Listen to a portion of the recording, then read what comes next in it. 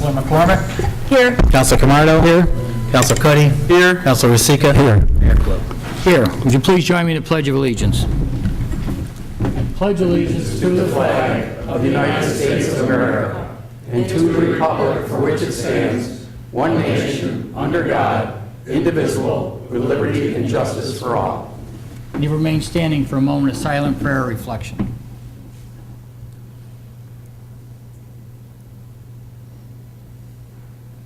Thank you. Please be seated. To all our listeners at home crowded around their computer screens, their iPhones or whatever, this is the first live meeting of the Auburn City Council, so welcome. We don't do retakes. It is what it is, so. I'd like to start out this evening, as always, with our public to be heard. And just for everyone's sake, some of you are here to speak specifically in regards to the budget. You're more than welcome to speak at the public to be heard, but in a short period of time, we'll open the public hearing in regards to the budget. We will have a brief presentation prior to that. So at this time, we'll ask the clerk to read our rules and regulations in public to be heard. Sure. At this point, we will open the public to be heard. Prior to addressing council, speakers are asked to state their name, address, and group affiliation that may be relevant to your remarks.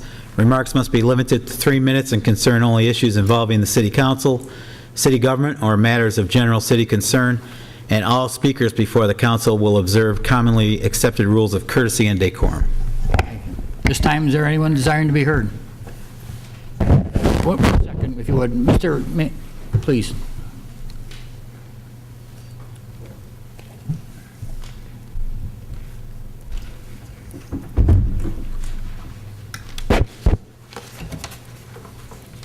Mr. Mayor, members of the City Council, and others, my name is Emmanuel Ferrara, and for the past 24 years I have lived at 5 Easterly Avenue in Auburn.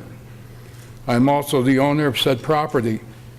As some of you may know, Easterly Avenue runs north and south from Westlake to Shadell Place.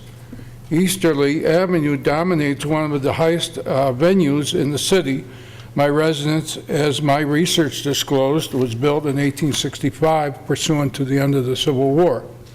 I mention this fact because due to the nature of the landscape, the embankment on which the property was constructed was not conducive for any driveway to be placed in later years or added in later years due to the elevation restrictions. Simply stated, there exists no off-street parking at 5 Easterly Avenue. Since the inception of the citywide alternate parking rules, the condition has become more and more difficult in my finding any parking space in the immediate vicinity of my house. Cars from YMCA members and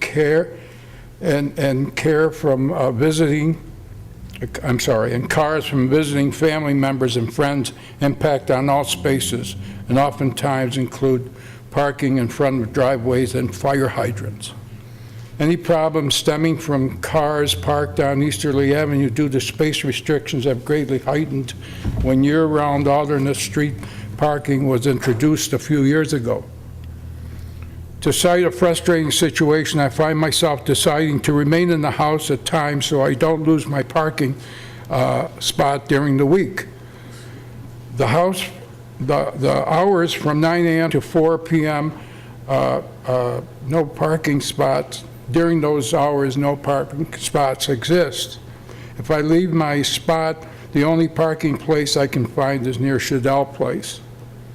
And if I'm carrying groceries or other items, it becomes difficult for one, especially if I have to make more than one trip from my car. As previously mentioned, many cars belong to the YMCA members, dominate most of Easterly Avenue, also Westlake Avenue to Fort Hill Cemetery during the aforementioned daily hours. I'm registered as handicapped, and I have a handicap sticker which I place on my car when I need to. My recommendations to the council regarding a solution to my parking problem is that a handicap sign be placed on both sides of the street directly opposite my residence stating, "Handicap parking for resident of 5 Easterly Avenue." Mr. Thoughts? Ferrara, I'm going to ask you to wrap it up, please, sir. You're out of time. Thoughts regarding what effect this action will have on similar cases throughout the city have been discussed. Here's my suggestion. For the future, anybody else that seeks the same situation as I do, one, must be sole owner of the house that he lives in, must be registered as handicap, must have no off-street parking available, and only one car of ownership will qualify. Thank you, Mr. Farrar, Yeah. to cut you off. Thank you. Legislator Lattimore. Mayor, Council, tomorrow is 70th anniversary of D-Day, and I just wanted everybody to thank all those who served, and we had a nice outing at the museum the other day with General Hurling was here, and they have a nice exhibit at the museum. Hopefully everybody can get over there and enjoy what probably the greatest generation did for us on that day. So, thank you. Thank you, Mr. Lattimore. And yes, sir, in the back there with the blue shirt on, please. Yes. Thank you. My name is Mike Holman. I live at Union Street in Auburn, New York. Been a lifelong resident. I just like a question that the council take up on this trash fee that I heard about. I've heard there was one proposal where a fee would be charged to a unit, a residence that's considered multi, and single that would be then residents that were single would be exempt. My question is, if a multi-residence only has one person living in that on one floor, would that person still be taxed if that proposal or that fee goes through compared to a single, where a single residence might have 2-3 people living in there, would put 2-3 times the amount of trash as on the curb than a single person? So I'd like the council to kind of think about that one, since I'm in that situation. So, thank you very much. Thank you. You may want to stick around very shortly. We're going to talk about trash fees and different things. If you have time, you may want to stick around. Maybe some of your questions will be answered. Thank you. Thank you. Anyone? Yes. Alicia Persino, Wilbur Avenue, City. I wanted to pick up on a couple of things that have happened. Go back to the Duck Derby. That, in preparation, you know, they had a group of volunteers to put all the numbers on the ducks. And a number of us parked in the city parking lot, and we came out, and we put, you know, an additional quarter, and we went overtime a little bit. And I swear there was a conspiracy, because all of us along that front row in the parking area came out to find parking tickets. So we made quite a line coming up in front of City Hall as we stopped to pay our fine. And by my estimation, the city made about $200 on the volunteers that day. So I guess the bottom line is, I'm saying some arrangement should be made for mass volunteers when you have these programs. All right, second item, the plumbers that were unethical in their using the letter and using their name. I think that the city should pull the permits for a period of time, 6 months, whatever. Anytime they step out of line and misuse the privilege that they have. All right, third thing, Mill Street Dam. As the site work gets done, I hope that council, all of you, will invite the previous council members that took the time to make the decision to have the dam upgraded so that it's usable. It was a difficult decision, and in contrast to 10 years ago, when the city council decided that they would put dam up for sale, it was too expensive, and went ahead with the cogen plant and all other alternatives. So I hope you'll extend that to the past councilors. And last minor little thing, research shows that new people coming on a board or a council of a government usually take 12 to 18 months to be an effective participating member. It's much more helpful if people have a business background. It's difficult to come in and do it, but I hope people recognize that it's not just simple things or passing decisions off. You're the decision makers, and that's a tough spot to be in. Okay, thank you. Thank you very much. Yes, sir.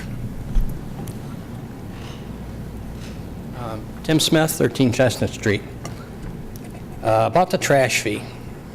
To me, that's going to take, we have a, 28% poverty rate in the city of Auburn, and that fee will be passed on to them. So you're going to see a $15 to $20 increase in their rent. That's what's going to happen with that.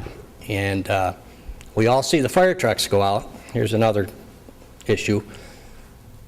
And we're not getting paid to help the people that have fallen or whatever their issues are.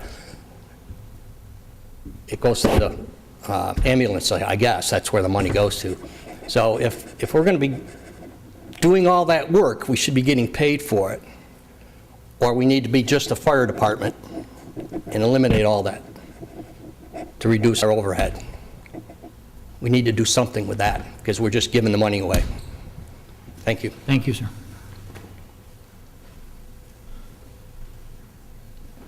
Mr. Foley, Legislator Foley, excuse me. Thank you, everyone. Good evening. I just wanted to comment. My name is Ryan Foley. I live on Van Anden Street. A legislator for District 15 here in Cayuga. I've had a few calls recently about drug houses that are starting to pop up in my district. I was fortunate enough to be able to meet with the mayor this past week, as well as Chief Brian Nagel. We got some of the concerns addressed. They are working on it. And I just wanted to extend a big thank you for those meetings. They went very well, very smoothly, and I believe that the people's concerns were heard and will be worked on upcoming. So thank you, and thank you. Thank you. Thank you, Legislator. Anyone else? Mr. Wenzel. Art Wenzel, 23 Westlake Avenue. I don't know if anybody spoke on this previously this evening. I just realized what time it was, and I scooted down here from my corner, Haven.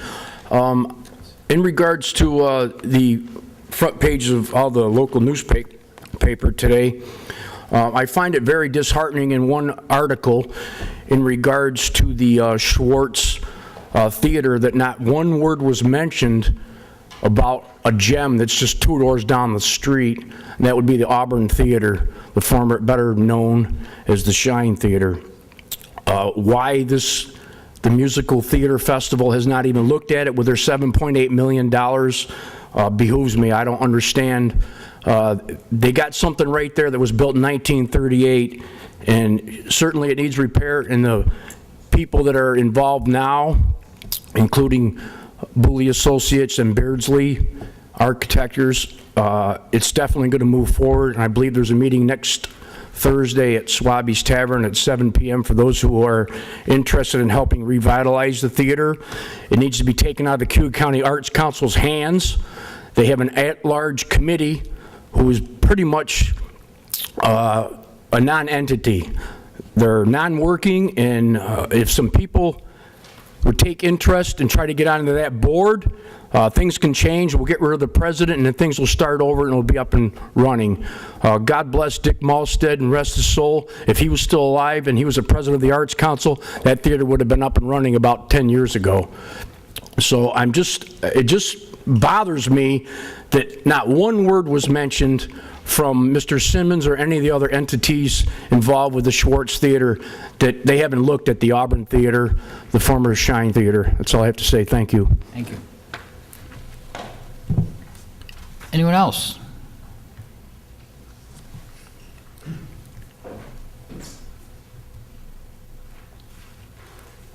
Mr. Mayor, City Council, Ron Quill, Case Avenue. I just want to thank the young lady in the city clerk's office. The other day, my daughter texted me, she works over in Canandaigua, and she needed a certificate of occupancy. And the young lady I talked to was about, by the time I got to the phone, it was about 5 minutes of 4, and obviously we close at 4. And she was wonderful about it. She says, if your daughter is close, I'll be glad to stay and get the certificate of occupancy for her. I only think that this is one thing that we don't really appreciate. The people that we have here working in City Hall and in the city are willing to make that extra step, wait that extra few minutes when it's necessary. So I really want to say thank you to everybody that works here in the city. Do a great job. They've been cut back quite a bit, but they still do the job and do it very, very well. So thank you very much. Thank you. Anyone else? Very well, we'll close that portion of the meeting. Council, at your desk, we have a walk-on resolution number 106 to change the meeting for next week if we have a councilor who's unavailable for a meeting. So with your approval, I'd like to add that to the agenda. Sir. No dissension? Very well. Clerk, if you'll add that to our agenda, please. And we'll move along to the approval of the meeting minutes from May 29th, 2014. Do we have a sponsor? Councilor Camardo, seconded by Councilor Cuddy. Discussion? I do, Councilor. I think there's somewhere, and I can't remember where it was, because I wasn't here. So I think somewhere here you've got me as here, voting is here, perhaps, or not. I can't remember which one it is. In the minutes. Did you call in that night? No, I didn't. I But, left you in there once to see if you read the minutes. and I did. So there. I was very excited to read the minutes, because it's nice to, very well done, too. I'm trying to figure out where it was. It's 4-0, but my name was in here, it's in one of these. If, I don't want to hold up the meeting, but if you could just check it, and other than that, I'll keep quiet. Yes. Very well, we'll be done. Other discussion? Clerk, if you call the roll, please. Counselor McCormick? Abstain. Counselor Camardo? Yes. Counselor Cuddy? Yes. Counselor Rosica? Yes. Mayor Quill? Aye. Carried. Proclamation, City Clerk. Sure, we have a proclamation tonight from the Mayor, Office of Mayor Mike Quill for St. Baldrick's Day. Whereas worldwide more than 175,000 children are diagnosed with cancer each year, and whereas childhood cancer is the #1 cause of death by disease of children in the United States, and whereas the St. Baldrick's Foundation is the largest volunteer-driven charity committed to funding the most promising research to find cures for childhood cancers and give survivors long and healthy lives. And whereas the St. Baldrick's Foundation currently funds more in childhood cancer research grants than any organization except the United States government. And whereas enlisting the recognition and support of elected officials in Auburn, New York will help to raise awareness and move us closer to finding cures and better treatment options for kids battling this disease. Now therefore, Mayor Michael D. Quill of the City of Auburn, New York does hereby proclaim Sunday, June 8th, 2014 to be designated as St. Baldrick's Foundation Day in the City of Auburn, and urges all citizens of the city to recognize the seriousness of childhood cancers and the meritorious work of the St. Baldrick's Foundation. With us tonight is Lieutenant Brian Scanlon of the Auburn Fire Department. I believe we call him the chairperson of St. Baldrick's. So, Lieutenant, if you'd meet me up here, please.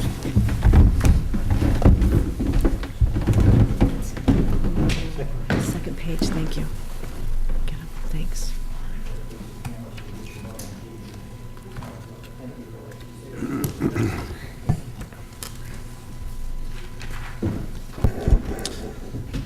On behalf of the Auburn Permanent Firefighters Benevolent Association and the St. Baldrick's Foundation, I'd like to thank the City Council for recognizing St. Baldrick's Day in Auburn. This will be our third year, our third annual event. And as most of you know, it's been very, very successful. We've shaved over 400 heads in the past 2 years and raised over $200,000. This year, we're well on track with the same numbers. We have about 135 people signed up right now, and we've raised over $42,000 at this point. So we're looking forward to another great day. The weather looks beautiful. I'd like to invite anybody and everybody to come down, and you don't have to shave your head, but we're willing to accept donations. Very good. Thank you, Lieutenant. Thank you. Thank you. Andrew Fish ought to bring... Andrew Fish is one of the shavees, so pretty much everyone in the room knows Andrew. He ought to bring at least 10 grand, so good luck. Council, we're about to open the public hearing. We're going to try something a little bit different this year, if you don't mind. I'd like to ask Mr. Selby and Laura Wills, our comptroller. There's been so many different renditions of the budget. Things have been added, taken away. Most of the folks here have only heard parts of it, as I'm sure council has. So I'd like to ask Mr. Selby and Laura, if you could just fill us in as to where we are with the budget, and then we'll turn it over to the public. Okay. So, We'd be happy to, Mayor. While Laura's handing that out, maybe I can, just for everybody's benefit, who may not have followed the whole process, explain how we got to today. The internal preparations for the city budget for 2014-15 began in February with department head meetings and submittals of documents. And then the public part actually started in March, when every department presented their preliminary budgets to the city council on March 13th, March 15th, March 20th, and 22nd. So those proposals at that point included a first series of cuts that was made by myself and the city comptroller. On April 18th, we provided the City Council with a preliminary budget that wasn't released to the public, allowing a couple weeks for the council to provide some additional input to that first effort. And then we released a budget on May 1st. So that was, the May 1st budget is a budget that's been out and subject to a lot of discussion in the intervening period. So between May 1st and May 29th, we received additional input, direction from the City Council. We made some refinements and incorporated that into a May 30th budget, which is the subject of this evening's hearing. That revised budget proposal was provided to the council that evening and put on the city website the following Tuesday. And there are limited numbers of copies for the public here this evening. And I might add that the city clerk has been regularly posting all budget documents on the city website. There's a special tab for the city budget documents, as well as the video excerpts of those portions of the meeting dealing with the budget. So it's a complete record, unlike anything we've had before, and I want to thank Chuck for that. This evening's presentation is on the budget page at the moment, too. So. Perfect. So what you have this evening for public comment and additional council input is that May 30th proposal. The schedule now is between now and June 19th, finalize the budget, because June 19th is the agreed upon scheduled date for the council vote on the budget for the 2014-2015 budget year. So at this point, I'd like to ask our comptroller, Laura Wills, to give you a little of a recap of what happened between the initial budget that we published and the one that you have now, and give some highlights to just the budget in general. Okay, I wanted to start off tonight by providing some explanations and clarifications on the budget that you have in front of you. First of all, savings from one fund can't be transferred to another fund. I just wanted to make sure that that was clear to everyone, that if you have savings in water, you can't transfer those savings to general. Excuse me, Laura, but yes. That will increase the fund balance, or possibly can lower the return on investment? Yes. Okay. But the point, I think that the point that we're trying to make here, at least I was in my presentation, that the savings in the water and sewer fund would stabilize rates across the board if we saw decreases in some of the line items that were listed there. I understand you can't transfer enterprise funds to the general funds. You can for administrative purposes, but not for savings in those areas. Correct.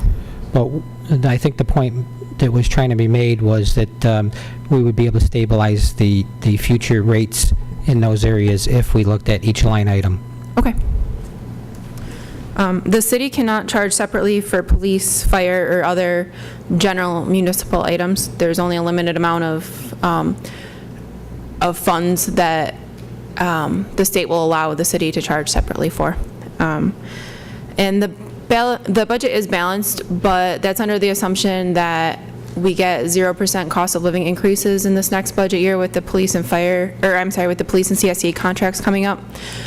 This is subject to negotiations and is, of course, not for sure. We wanted to highlight that there's no general fund use of fund balance. There's no increases in the following rates: any existing city hall fees, treasurer's fees, clerk's fees, code enforcement, parking fees. There's no increases in those. There's also no increases in the water rates. There's no increases in the sewer rates or the solid waste tipping fees. We've also proposed no layoffs. Next, I wanted to go through the line items that we did change based on discussions with different department heads after hearing the councilors' proposals last week. So starting from the top of the budget, we decreased the mayor and council and special projects by $750. The finance department decreased consulting fees and travel and training. The clerk decreased some office equipment and travel and training. Corporation counsel, the salary wasn't cut, but it was adjusted. There was an extra pay period. Civil service, there was a $600 decrease in travel and training. Records management was rounded, so we decreased it down to the actual expected amount. In central services, we decreased postage a bit and office supplies. We decreased our contingency account. The police department was actually increased $230,000 for the reestablishment of 2 positions that were originally proposed to be held vacant and the related employee benefit expenses that go along with those 2 positions. The fire department, with the passing of the contract, their budget decreased by $425,000. That's salaries, overtime, and related expenses and employee benefits. Can I ask you one question? When you say related expenses in both those departments, what are you making reference to? FICA taxes, health insurance. So there's no adjustment to overtime accounts in either one of these departments? For the fire department, there is. And where was that coming out of?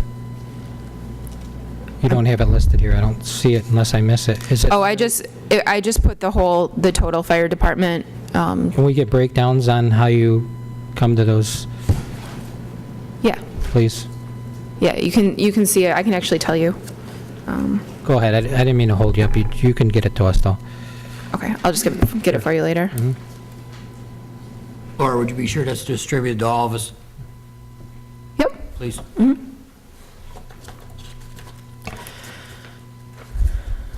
Okay. Moving forward, code enforcement was able to decrease their vehicle maintenance line under the assumption that the new police cars are funded. Their cars are very old, so if they don't get new ones, they will need the maintenance line. Public Works Administration decreased $500 in travel and training. Street maintenance got some new vehicles, so we were able to decrease that about $15,000. Snow removal, we decreased by $10,000. And in refuse collection, we actually had to increase that line by $712,000 to go along with Councilor Cuddy's proposal, which is included in the May 30th iteration of the budget. Urban forestry, there was a $1,500 decrease in operating supplies, a decrease in fuel, and a decrease in vehicle maintenance and repairs. Health insurance, there's a $210,000 savings here. What we did was looked at our plan and we looked at how it was funded, and we weren't getting any benefit from having a cash smoothing option, but we were paying a significant amount of money for that. So the city Health Benefit Committee voted last week and decided to go with a fully self-funded plan, which does not increase the liability to the city, and it doesn't change any benefits to our members. And this saved us $210,000 each year going forward. We also decreased the debt stabilization reserve by $98,000.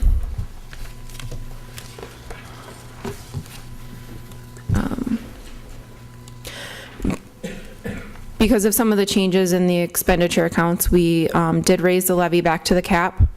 We should mention, though, that this is the base year for Governor Cuomo's tax refund plan, and the citizens should be receiving that tax increase back to them. Refuse and admin charges from the refuse fund were removed from the general fund revenues. The bed tax was decreased by $125,000, and again, there's no tax increase, or no fee increases. May I ask a question? Back to the governor's, Yep. did we determine if that was this year or next year? Yeah, the base year is 2014-15, so they'd get the refund on this year's increase. On this year's, but the refund will be next year for, if people are thinking about it, okay. Okay. I wanted to go through the tax levy. The regular tax is $8.9 million. The debt service coverage is 2.9. You can see that the debt service percent increased more than the operating expense increase. That debt service coverage is just our actual debt service expenditures. So that's a portion of the tax levy that goes to cover our capital projects from the past. The total levy is $11.8 million, and that's a 4.89% increase. To a $100,000 house, this would be $61.52 annually. The 2014 county tax levy increase is 4.35%, and the 2014-15 school tax levy increase is 1.34%. I wanted to make sure that everyone knew, though, well, it looks like the school district didn't have that big of an increase. The reason they didn't have to have a large increase was because the state's funding them an additional $2.25 million this year.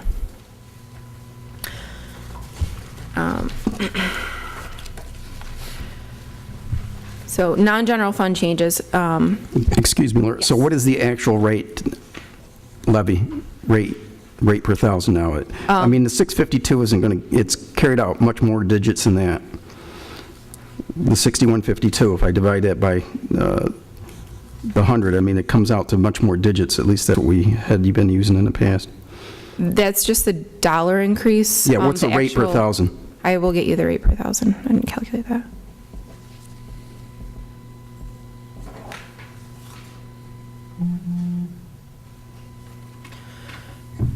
The solid waste fund, we actually this morning got some more information on the rates for the revenues for last May, and it looks like we do need to decrease that revenue as was expected when we increased the rates, so we decreased that revenue $200,000. The power utility fund, now that the operations are underway, we have a clearer picture of what they're going to look like. We added in a line for electricity, and we also have a telephone and other communications down there, so we added a line item for those. The refuse fund, due to the change in proposal, we decreased the expense by the ROI, admin, and capital reserves. Those added up to the $228,000.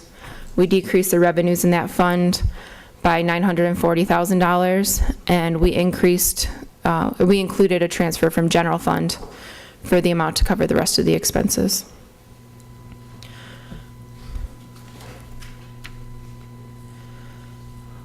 This slide shows the total budget for all the funds, and it shows fiscal 2014 versus fiscal 2015, and these are both budgeted numbers. They're not actual numbers. I wanted to point out that the general water and sewer budgets are net of any reserve contributions, so that the 2 years are comparable, so you're looking at apples to apples. So the actual operating expenses in general fund are decreasing this year 3.89%. Solid waste are also decreasing. Power utility fund, we will have debt service expenditures next year. That's why this is increased. It's also increased because last year we were probably a little conservative on our budget estimates.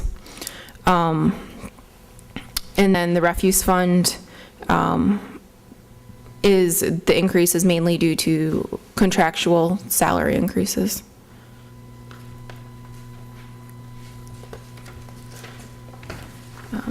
I looked at revenue the same way. General fund revenues are down this year. That's due to a supplemental state aid line in last year's revenue, which was not received and is not recurring. Solid waste fund, we are expecting revenues to be down, as we just discussed. The power utility fund is net of the transfer from general fund for both years, so you can look at the actual revenue coming in from outside sources. And the refuse fund is net of the transfer from general, so that's the additional amount of money is $343,000 that we'd raise under the current trash proposal. I was also asked to prepare a third refuse fund proposal, which is going to be the next slide. It's somewhere between the first proposal that the city presented and Councilor Cuddy's proposal. So I'd like to go through that now. Under this proposal, which was proposed by Councilor McCormick, we'd start out for a single unit, charging them $44.50 for the first unit, and then our second unit would be $100 for the whole property, with a $50 increase each unit after that, up to 6 units. Laura, is that an annual fee? That's annual, yes. This is the annual cost. Commercial would stay the same as under all the other proposals. How did you get the numbers on the commercial? Is it the ones we pick up now, or the ones you are expected to pick up? It's the ones we pick up now. So we have a list of all those that we pick up now? Yes. Can we get a copy of that list if possible, please? Okay. Just how many we have, how many the city has, I'd like to see, small and large. Do you want to see the numbers or the actual names? No, there's numbers, yeah, I don't want to see any names. Yes.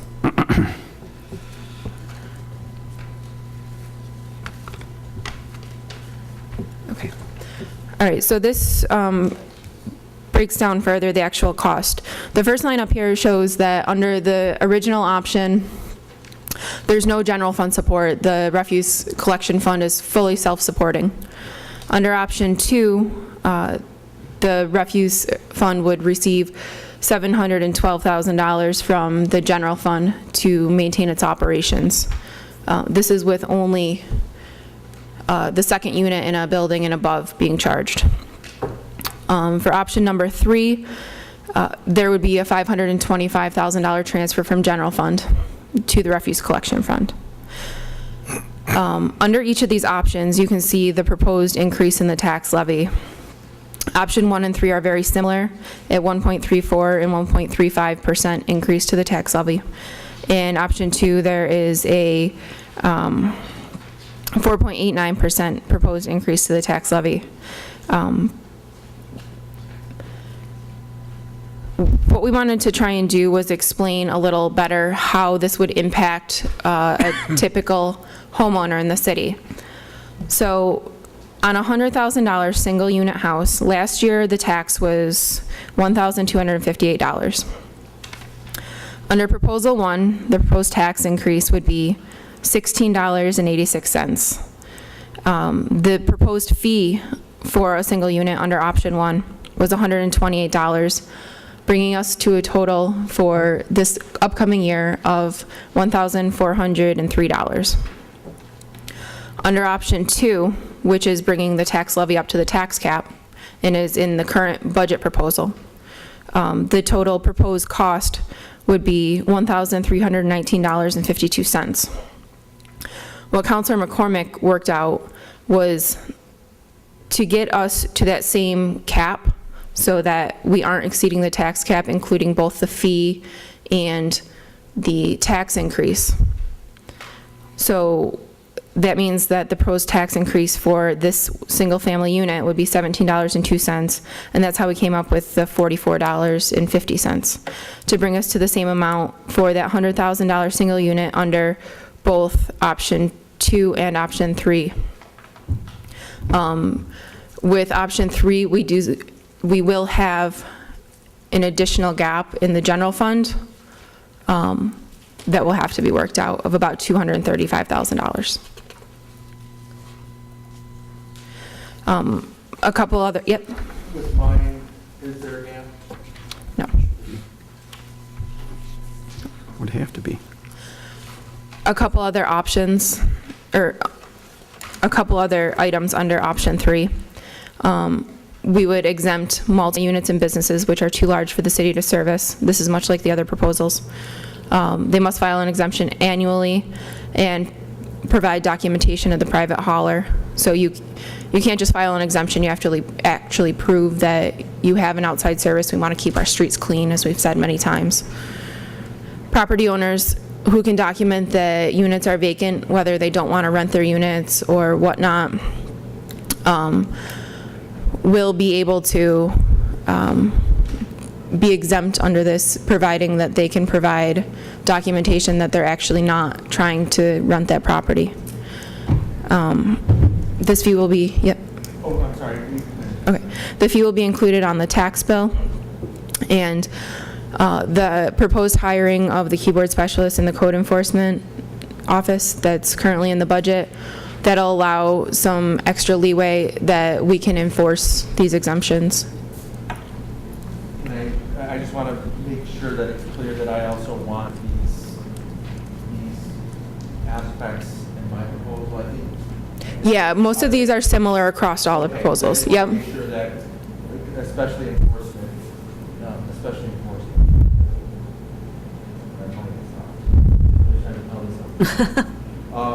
Anyway, yes, I want to keep these on these aspects, the exemptions, the fee, be included in the tax bill, and enforcement.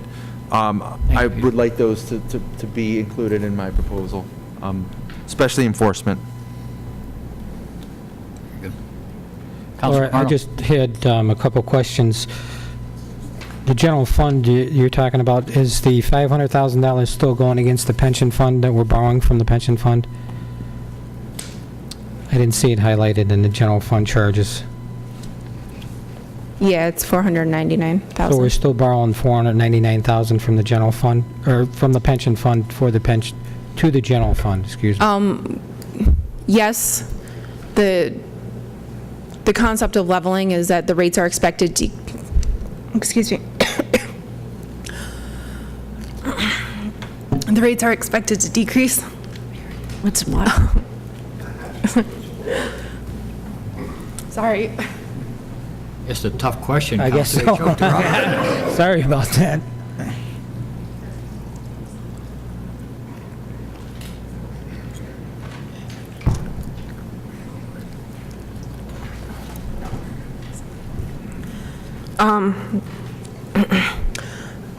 So the leveling is expecting the rates to decrease in the future. So what it does is we pay the same right now that we will pay in the future. But we're So offsetting $500,000 of the payment to future years, right? Mm-hmm. So we'll have that plus whatever increases go along with that in the future. Right. Yes, except for the rates are expected to decrease. Hopefully. Yes, hopefully. But that's still not going to change the fact that we're going to have $500,000 that we're going to have to pay back over 10 years. And I guess everything else was going to stay the same. The manager had a secretary's position in his budget. So the list of proposals that were on the original document that was given to us are staying the same. These are the only changes that are in this document. But the rest of them are staying the same, the proposed. What do you mean by staying the same? When the manager gave us his proposed budget of the different line items that he was asking for in the budget, the original budget, they're still staying in this proposed budget. Okay, that's what I thought. I wasn't sure if you meant But this, what we just went through shows a response to all of our proposals given the last 2 weeks, so that should be also mentioned. Is that correct, City Manager? Is this, Yes, it does. Yes, I mean, it it's not- includes recommendations from, we can't accommodate all of us, and I understand that, but it does acknowledge and respond to our recommendations to... Our best effort. Yes, our best effort. So, again, I just want to make sure that the public knows that this is a document that has the input of the council considered by the manager and the staff. And that is what we're looking at tonight. That's the point I'm trying to make. They should be inclusive of all the items that are on the table right now, but they're not. The pension leveling's not in here. So either that's got to get added to that, the original documentation's got to get added to that, so the public can know all the proposals that are put forth into this proposed document. That's the point I'm making. Well, I guess what we are saying is that was in the original proposal. They need to get added to this, though, is my point. And it's been part of the process. It's been available to the public from day one, and right now, as we're going towards the end of this process, I think it's more appropriate and clear to show the changes from the original document, and that's what we're doing. The point I'm trying to make is anything that's included in this document, and what it says here is changes, I have no problem with Yes. that. But that all needs to be inclusive so the general public can know of what's in the manager's proposed or our proposed budget that's going to be voted on the 16th. But I guess I understand it. I understood it as that what isn't in here, what isn't changed, is staying the same as it was in the original proposal. And I was very aware that the tax. That's my question. Yeah. Councilor Rizzo, you had your hand up. Does this document here reflect everything right now? This one that was just passed out? Can you? This is the one that we just received along with this presentation. It's the same one that you got last Friday. Okay, well, what I'm going to suggest is that this document be updated to reflect all these changes. It is. That's this document now? This document, You said this was the same as we received last Friday. yeah, Okay, and this That document includes- reflects all these changes? that includes all these changes. Okay. That wasn't clear to me. I want to clarify that. What you just presented is what we have here.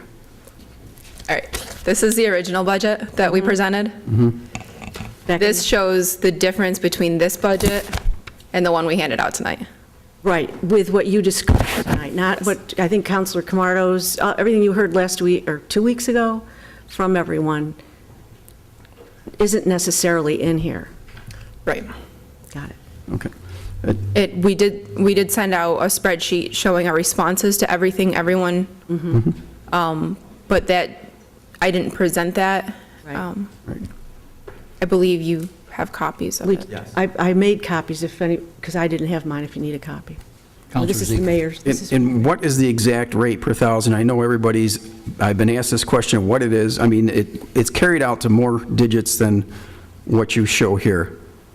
I didn't put the rate in here at all. I will calculate it out. I just calculated the actual levy because the rate is only the levy over the value. Levy, right, is the total assessed property value divided by the levy.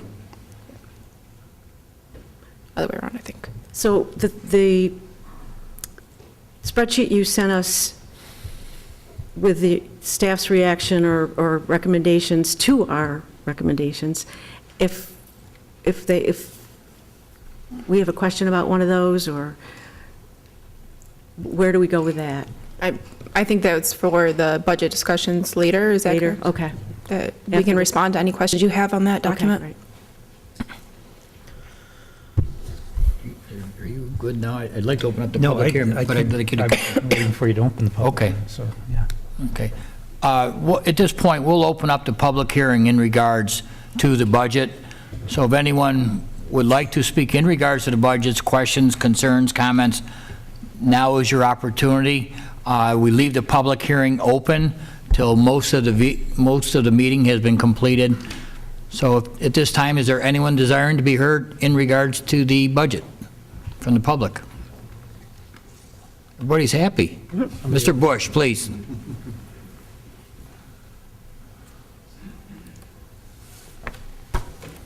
Dale Bush, 116 Standard Woods. I'm here to ask an increase of 4 crossing guards above what is in there. I'm pleased to see at least the council is discussing and vetting this budget as compared to last year, the way it was done, to sit down at the last minute and just go line by line and just cut, cut, cut. Last year, the crossing guards had a line item of their own. When it came time, 50%. No discussion whatsoever ever about how that would impact the need of the crossing guards out there. It was just a 50% cut and that was it. There was only one thing that Chief Nagel and Officer Gilfus, who was in charge of the crossing guards, could do, and that's to cut half of the positions. Since that's been done, and I work as a crossing guard, so I've worked all these positions. There are 4 that were cut that I really think need to be covered because of the amount of traffic in the mornings and afternoons when the children are going to school and coming home. And they are Franklin and Seymour Street, Franklin and North Seward, State Street and Seymour, and Swift and Kearney. So I'm asking the council to possibly increase the line item, which now is not crossing guards on their own. It's called temporary and part-time under the police of A3120-120. And I believe those 4 positions can be done with roughly $34,000. So I'm done with that. The other thing is bed tax.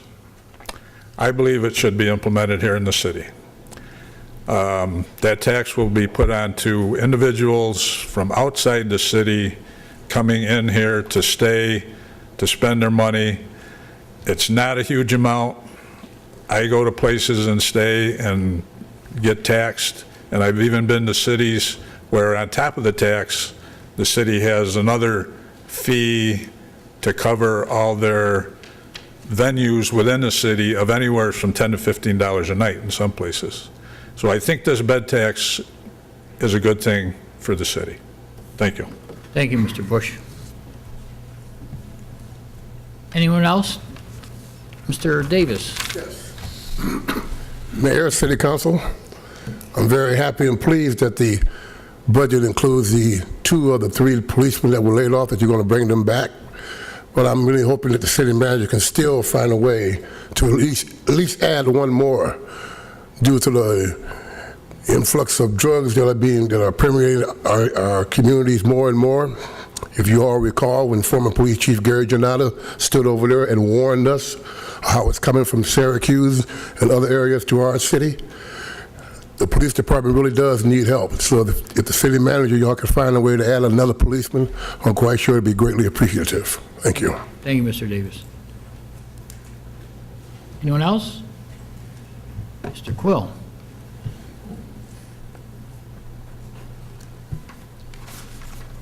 Good evening. I agree with Mr. Davis in regard to that, but normally as I stand up here and I request when we talk about the police officers in the schools, I certainly hope that we will be able to continue that service to our schools.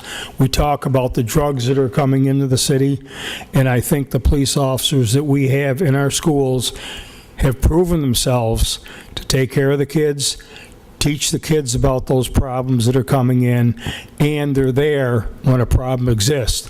I know that the kids will approach these officers and talk to them in regard to these things because they feel comfortable with them because they see them on a regular basis.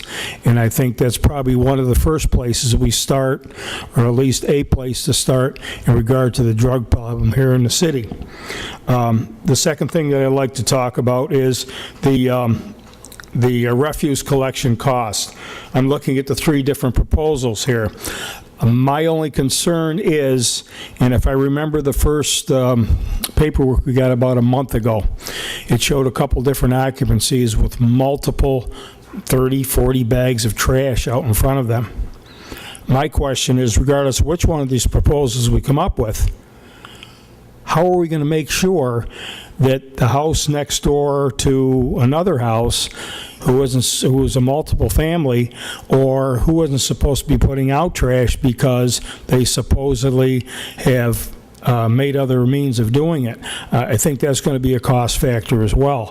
When I talked to Councilor Cuddy a couple weeks ago in regard to this, they don't have to, have a problem with addressing the owner. They just don't pick that up. So something very, very simple like that would probably help eliminate the problems of policing. Thank you.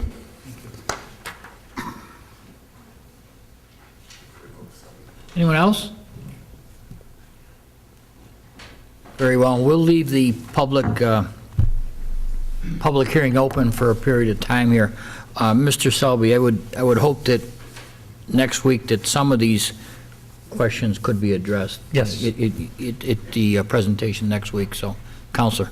Yes, again, I'd like to make the case that we need to have an additional officer hired. I would like to see 3 officers brought forth, plus the assistant chief's position, given the fact that the latest statistics show that there's over 15,000 calls for service.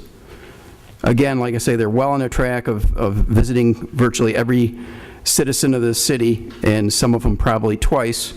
With that level of service, if it could improve the efficiency of the police chief, to add the assistant chief and add an additional officer, I really think we need to do this.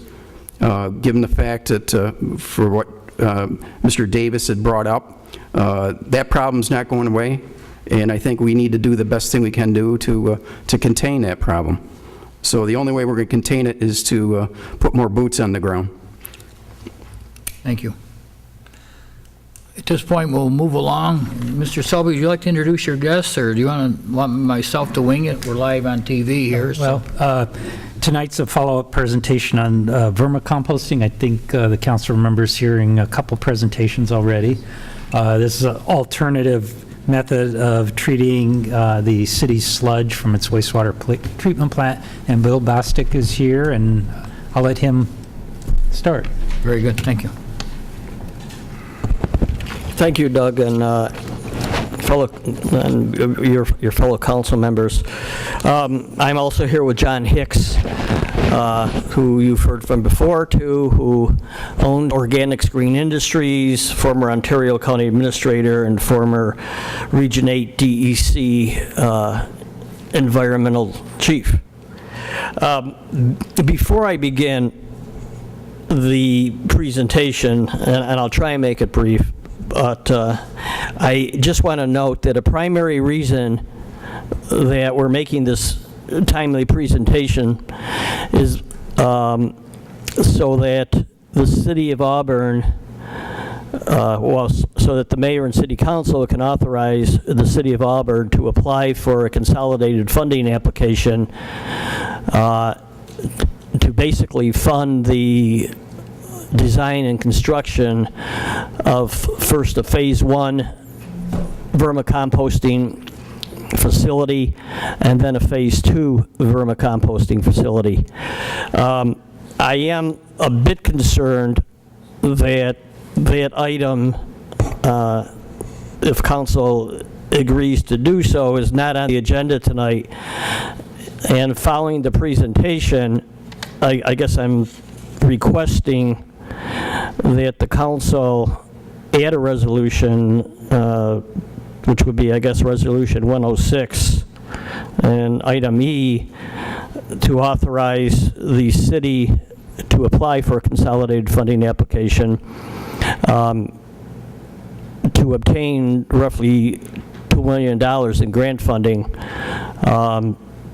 for the construction of a first part-scale and then full-scale vermicomposting facility at the City of Auburn landfill. And let me just go back over the history of this very briefly, and I'm just going to guide you through the proposal that's been handed out to you.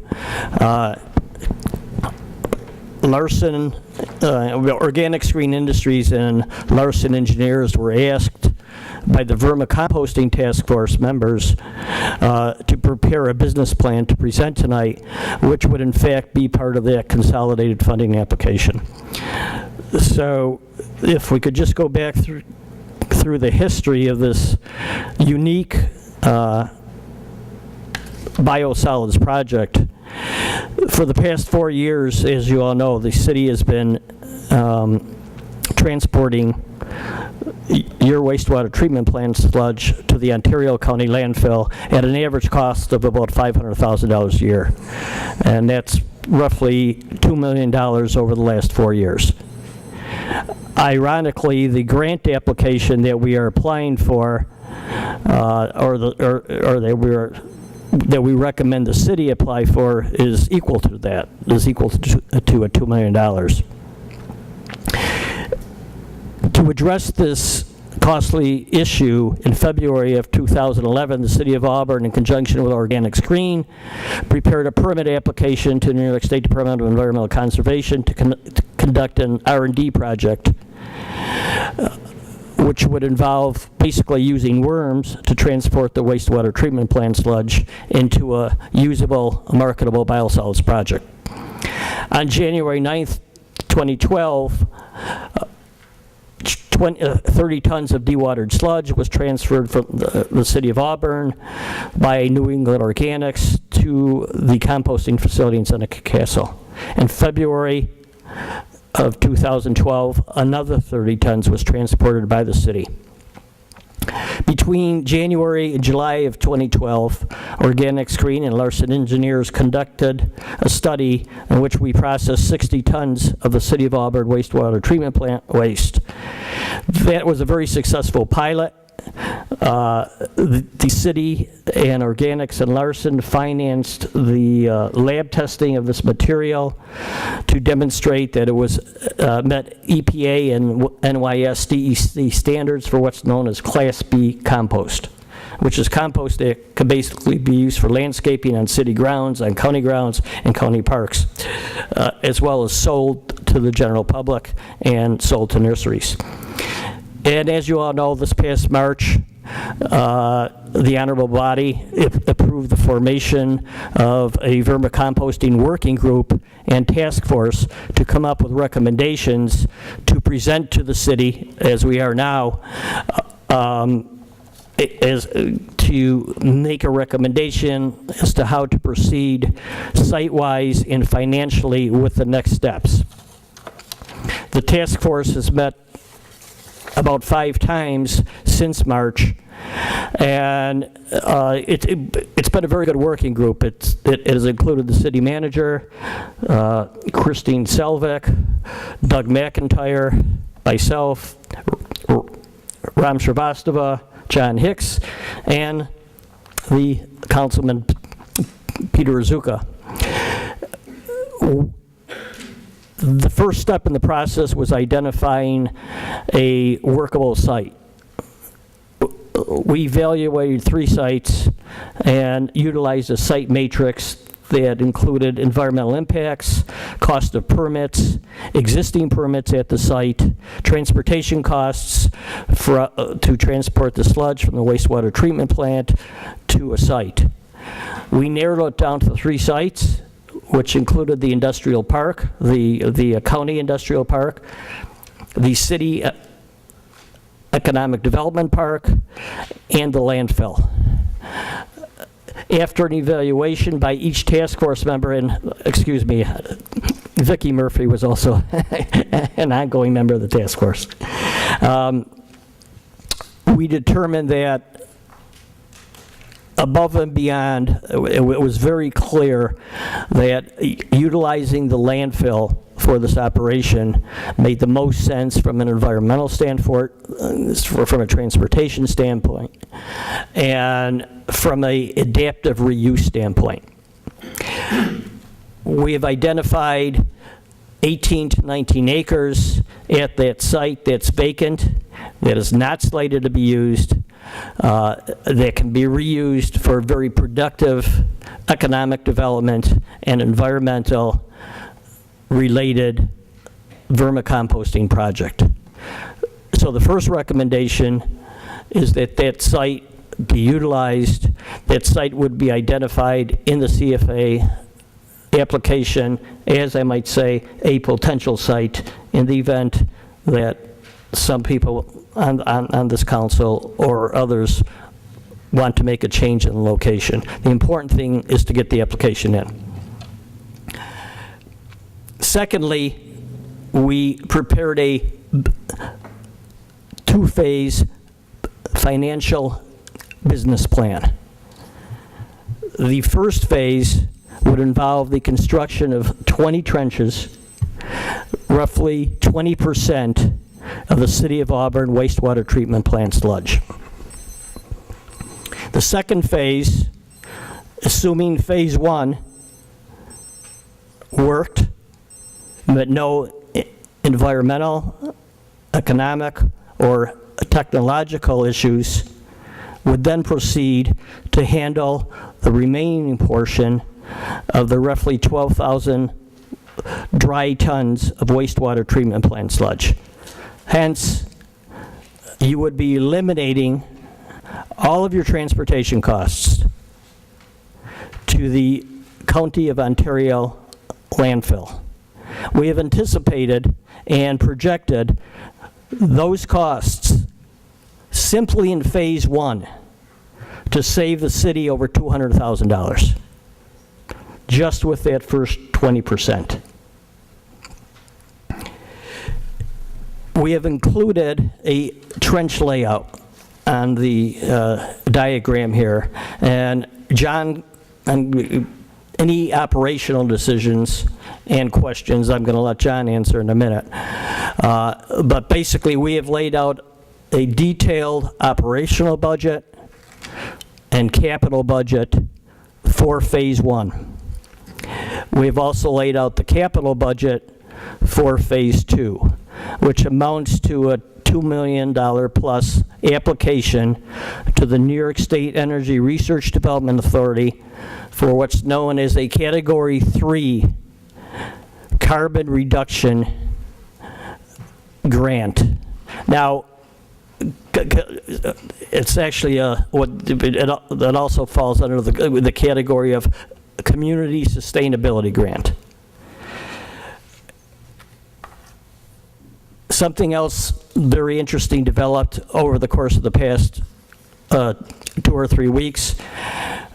Christine Selvik was meeting with the Central New York Regional Economic Development Council staff,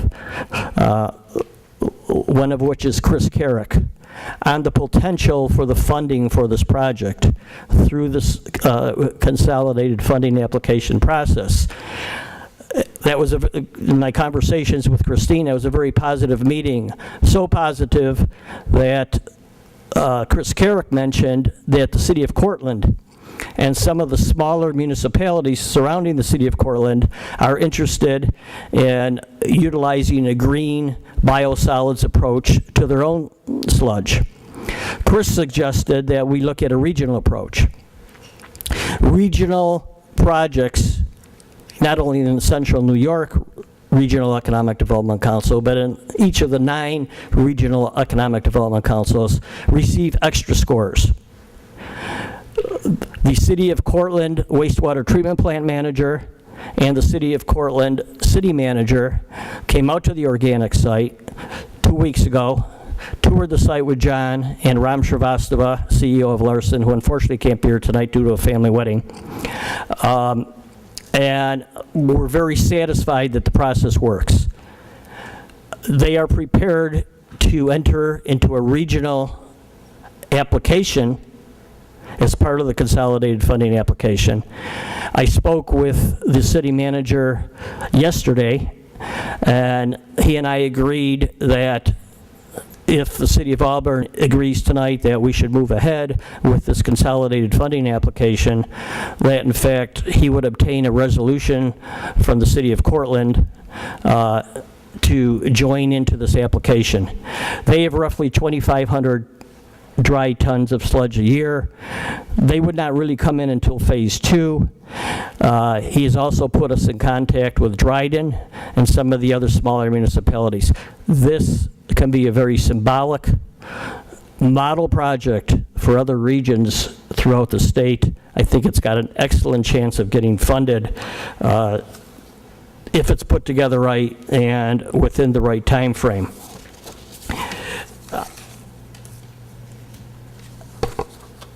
I just want to note a few highlights of the construction budget and of the operational and maintenance budget. Beyond the 20 trenches that would be constructed at a cost of roughly $35,000 each in phase 1, which, by the way, we are seeking grant funding for. We would also construct a 2,500 square foot pole barn to process the material in and prepare the material for marketing. We would also hire, at approximately 20 hours a week, a part-time site manager whom we would like to target as a vet, as an Iraq or Afghan vet. There are tax credits in the Department of Labor to train veterans for both private sector and municipal jobs. Organic Green Industries would apply for that tax credit to hire a vet to train and manage the facility. We would also hire a part-time worker as needed who would be a BOCES student. And there would also be some additional consulting by Organics and by Larson involved, as well as laboratory analysis, which is key. The material has to be certified by a qualified EPA and a New York State lab.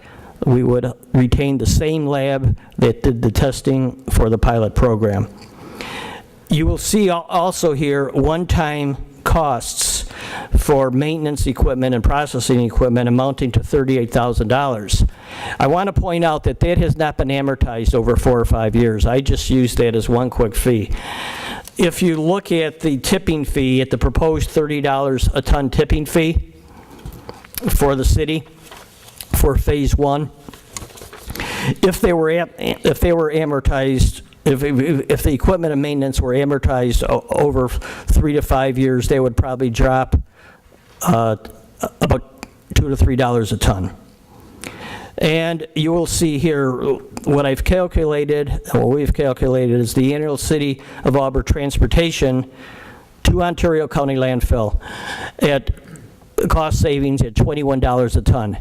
How I came up with that was I based it on the $42 a ton tipping fee, and Vicki, please correct me if I'm wrong, that the city has been paying. I know that Organic Screen and most haulers and landfills who have joint contracts, generally 50% of the tipping fee is transportation cost.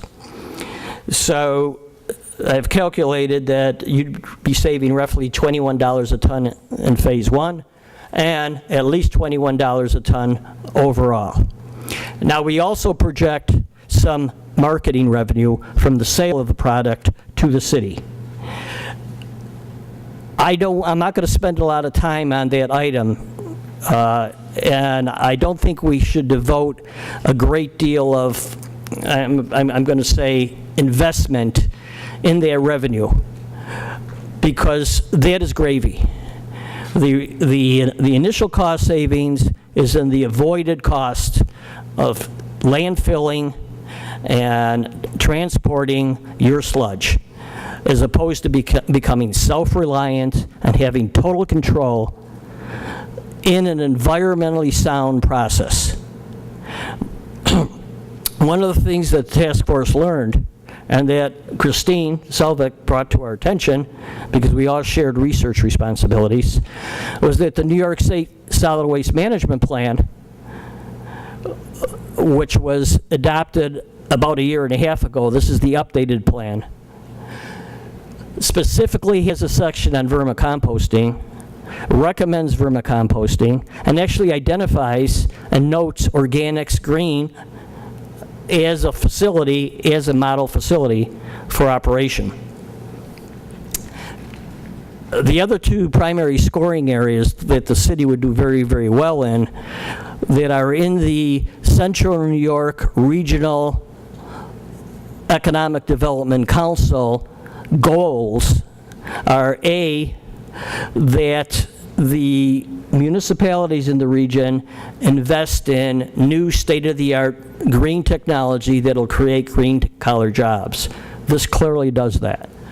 Another goal in that plan that's specifically outlined is that communities seeking to revitalize themselves and downtown urban cores seeking to revitalize themselves make adaptive reuse of old city sites.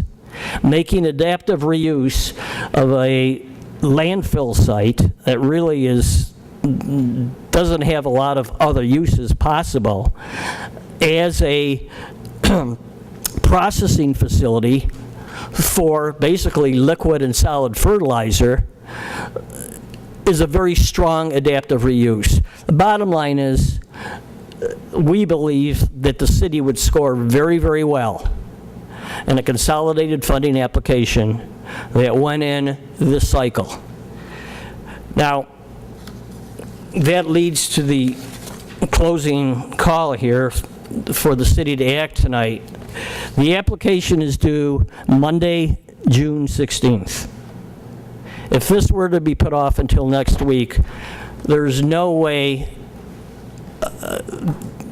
there's always a way humanly possible, there's no way professionally possible that we can put together the quality application that's needed to be into the state by 4 p.m. Monday, June 16th. Larson Engineers has a very solid track record, and I'll give you an example.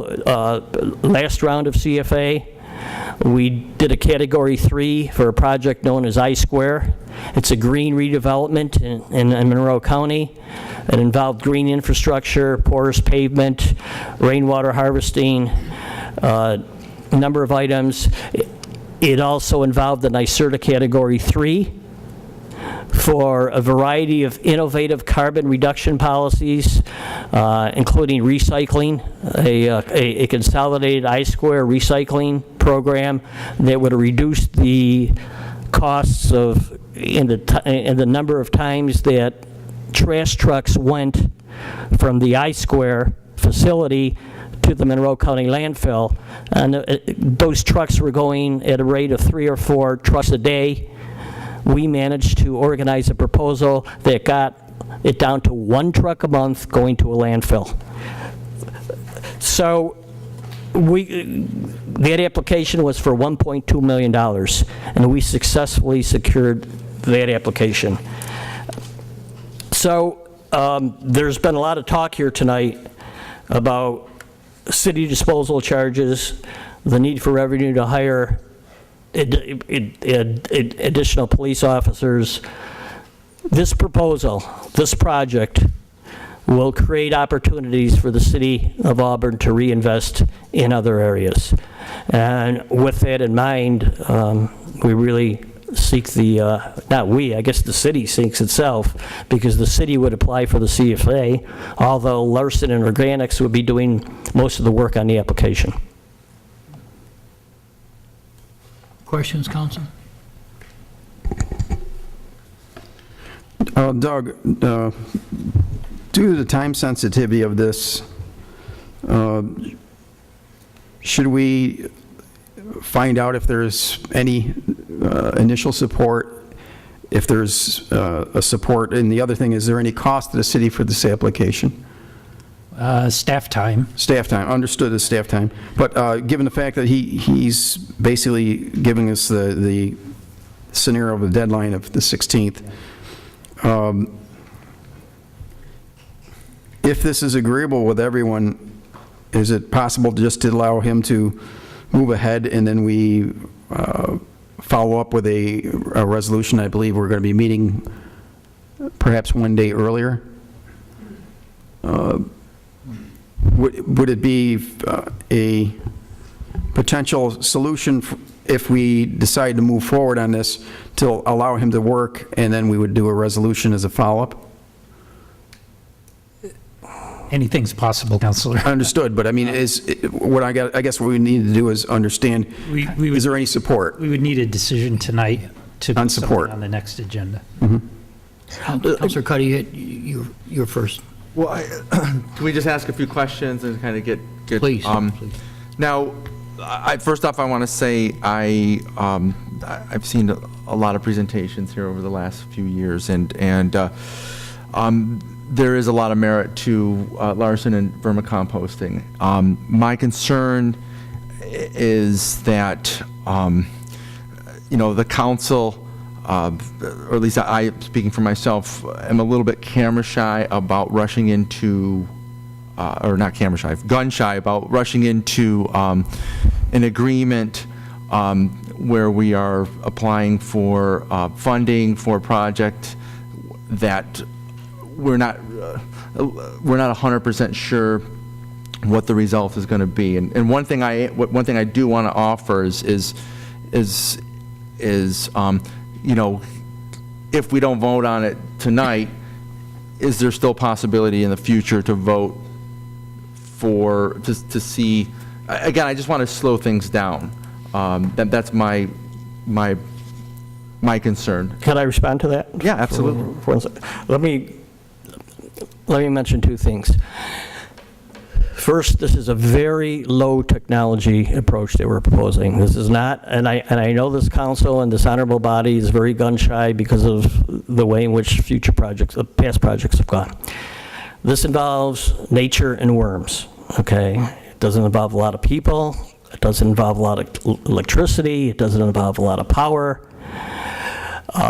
So first of all, it's not something that's going to create a lot of technological challenges. It's been in place for thousands of years. Secondly, we are proposing to take a very phased approach. That's why in phase one, we are only proposing to do 20% of the sludge to learn. I mean, we've already done one pilot. Okay, now we're going to do another pilot. And a pilot that, by the way, costs Larson and Organics probably over $50,000 and very little money from the city of Auburn. That pilot was very successful. We prepared the application at no cost. We processed the material at no cost. So, and in the business plan that I proposed tonight, and granted, you're all very busy people, so you may not have had a chance to read it previously or glance at it tonight. I made it very clear that should it come to a contract, should a grant get approved, there would be the necessary protection, indemnifications to hold the city harmless in case anything possibly went wrong, which really possibly can't go wrong. I mean, John's been operating his site for 5 years. He hasn't had a complaint from anybody. Okay, 10 years, excuse me. So this is proven low-tech technology. Applying for a grant, okay, and all the other terms and conditions that are in here, you could turn down a grant. But from a common sense standpoint, you're basically taking advantage of over $2 million but that's available out there under this category. By the way, the minimum application under this is $500,000. So you got to apply for at least $500,000. I've talked with Christine about how the application process would take place with due recognition to the other priorities and applications that the city has going in. And basically, Christine would begin the application process, and I, on my own, and Larson and John would then work off the file to prepare the application at no cost to the city. The other item that I wanted to note is that this is an election year. Normally, this process would begin, will begin in June and end in September. Instead, it's ending in June. There's a reason for that. Because we have a state legislature, and we have an assemblyman, and we have assemblymen and senators and a governor that want to make awards before the election. Just speaking in practical political terms. So, to put this off from a strategic funding standpoint would not make a lot of sense. Christina, did you want to weigh in, or were you just prepared for questions? Okay, all right. Councilor Camardo, please. First of all, when things are rushed like this, I'm very cautious about it because I'm worried about not having time to look at the whole project and really understand it, and I don't think the council's had that opportunity for that to happen. But I do want to ask Doug, could you tell us your side of what your recommendations would be, pros and cons, and how you feel that we should move forward or not move forward with this? Well, the process works. It's been demonstrated, and I don't think any of us as staff have questions that you can make this work. It's more about the business deal. The first time we saw the business plan was last Friday, and it raised a number of questions, I know, with me and some of our staff. And I think I would be more comfortable if we had more time to look at the business aspects of it. And for example, the contractual arrangements with Organics and Larson, they assume, and maybe we can, but they assume a sole source arrangement with the contractor for construction. The terms, and conditions of whatever contract we have with them haven't been discussed. The indemnification, I've raised that before. I was happy to hear Bill say that they would fully indemnify us, but we'd also need to discuss terms of insurance and things like that. The participation of Cortland County, or Cortland City, I talked to the city manager, that they are very interested. But it seems like it's all kind of coming together at the last minute, and we certainly don't have the time to devote to bringing those folks in, and if Bill can do that, that would address one of the concerns. And, as far as the site, I think we do agree that the landfill would be a good site, but there's yet to be a site visit. There's yet to be a discussion with our landfill people about that specific site, about the regulatory issues that might be triggered with something other than a landfill use on the site. Things that I think probably can be resolved, but we just have some questions at this point. So again, it's kind of a fast-moving thing, and Bill's right. There's a deadline.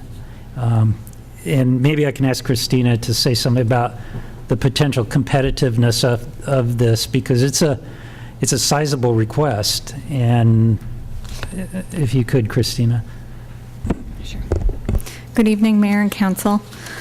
Last year, the region, the Central New York region in which we are in, was awarded $2.3 million from Category 3 Cleaner, Greener, NYSERDA grant funding. All of that went to Onondaga County for 2 projects. One was $1 million and one was $1.3 million. So the size of our request, if we went for both phases, 2.9, I would definitely anticipate some questions from our regional council and whether or not that would actually gain our full 15 or 20 points that we need to be competitive at the state level. It would be more reasonable to look at a phase 1 only at this point, at the $845,000 for the project. And that was the one correction I did want to make. There's a required 25% match to the grant application that needs to be submitted, and we need to identify where that match is coming from as part of the application. So it can be a mix of in-kind and or cash. So if we did 25% of the $845,000, we were looking at $211,250. So I can think of newspaper and the value of the land, but the rest of that would probably have to be cash, and it's something, right now, doing budget, I'm just not sure that I'm able to identify that amount of money right now. Council, I normally speak last, but I'm sure this is a great project, but I don't have a good feeling for it at this point. I think we need to do more research and look at it again down the road, but right now I'm not comfortable in being in favor of this, and nothing against Larson Engineers or anyone, but it's just not good timing for us. Can I make a very important point here? By applying for this grant, okay, first of all, you're not committing to the project at all. All you're committing to is the city, Larson Organics, applying for a grant application. If in fact you got the grant, you can turn down the grant. If in fact you got the grant, then all the details that you're talking about tonight in terms of risk, operation, all the other details are then worked out in conjunction with the city and NYSERDA. We are going through this process right now with I-Square in the town of Arundequite. There's a work plan that's developed. All the contractual arrangements are developed. There is no risk to the city at all in applying for this funding, and Christine's right, it might very well be cut back. They might only say phase 1 because they might try to spread the money out so that different localities and geographic areas get a certain percentage in case there's not enough to go around and to make all the legislators and everybody else happy. But at least this gets your foot in the door. In the event, you're not making a decision on the project. You're not endorsing the project, although it's been 3 years now since we've been going through this. This is not the first time we've been before you. We've made periodic reports to you on the progress of the project.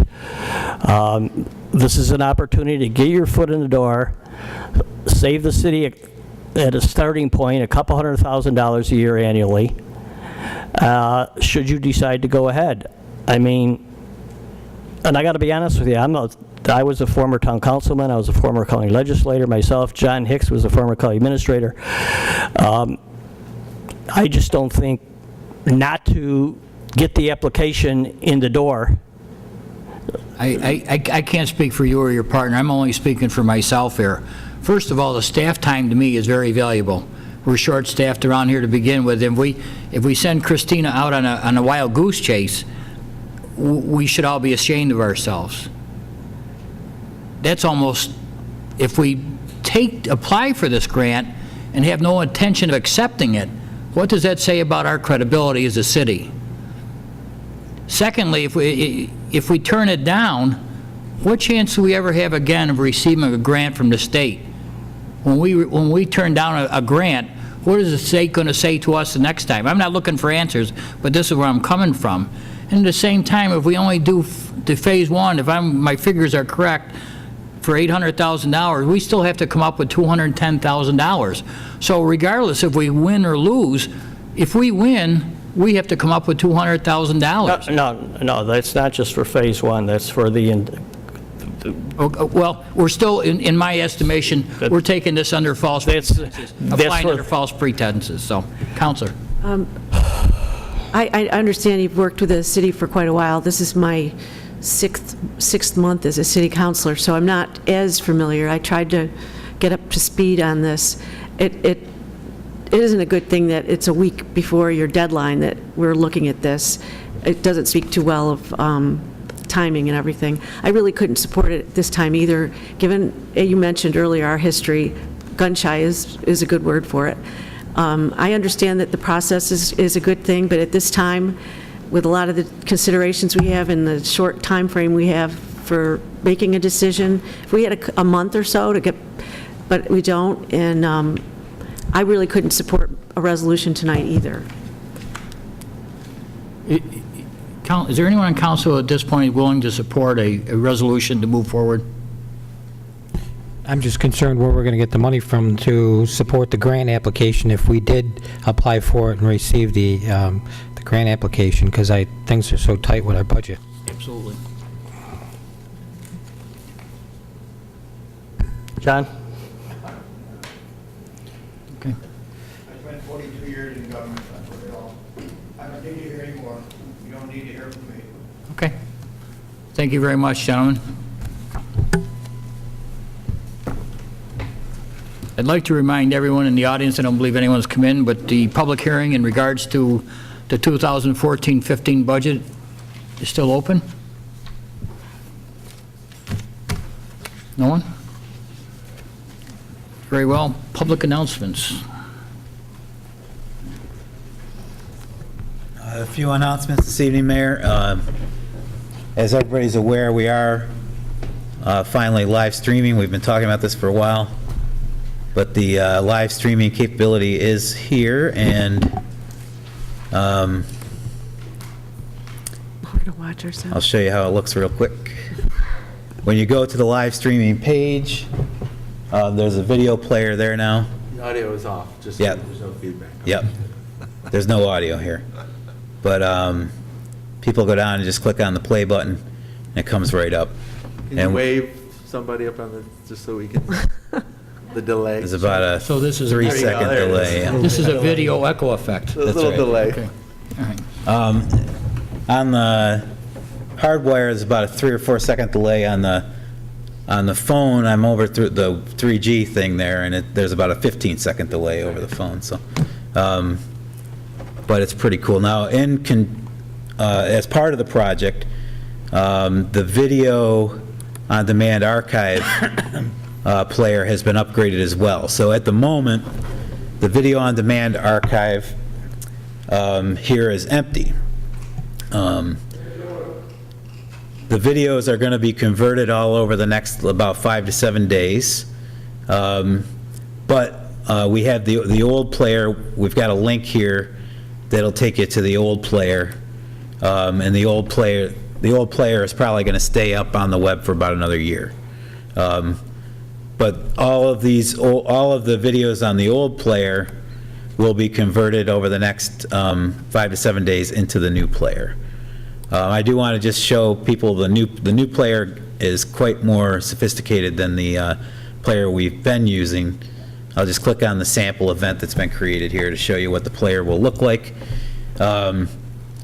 Each meeting will be indexed, and the advantage of the new software is that it's going to be able to integrate right with our Novus agenda program. So this is going to take 2 to 3 weeks to fully implement.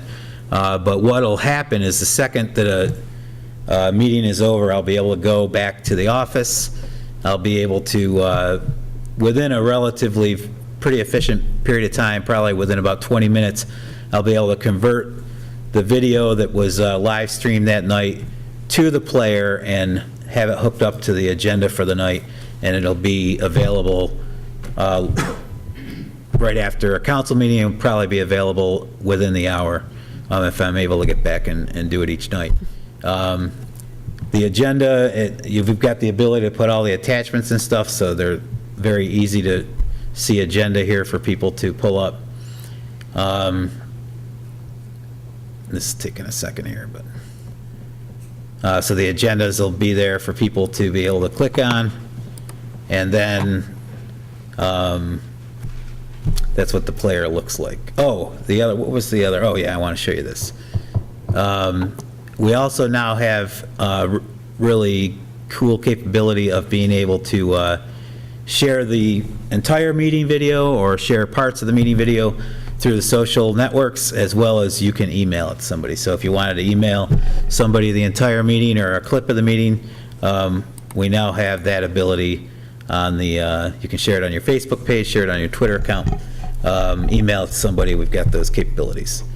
So the new player's quite a bit more sophisticated, and this will all roll out over the next couple of weeks. But we should be able to, the first meeting, tonight's meeting, will be on the new player, hopefully later tonight. Secondly, I wanted to point out that a few things that were announced this week. The streamline calendar for the month of June has been updated. There's a few things going on. One is that the county event that we announced last week was held this past Saturday. It looked like they had a great turnout at the electronics recycling event. And their next event is a tire event for residences only. They're holding out at the county soil and water building on County House Road, out by the old county nursing home and the county sheriff's department. Residents can take tires out there and be able to recycle those tires at a cost of just $1 per tire.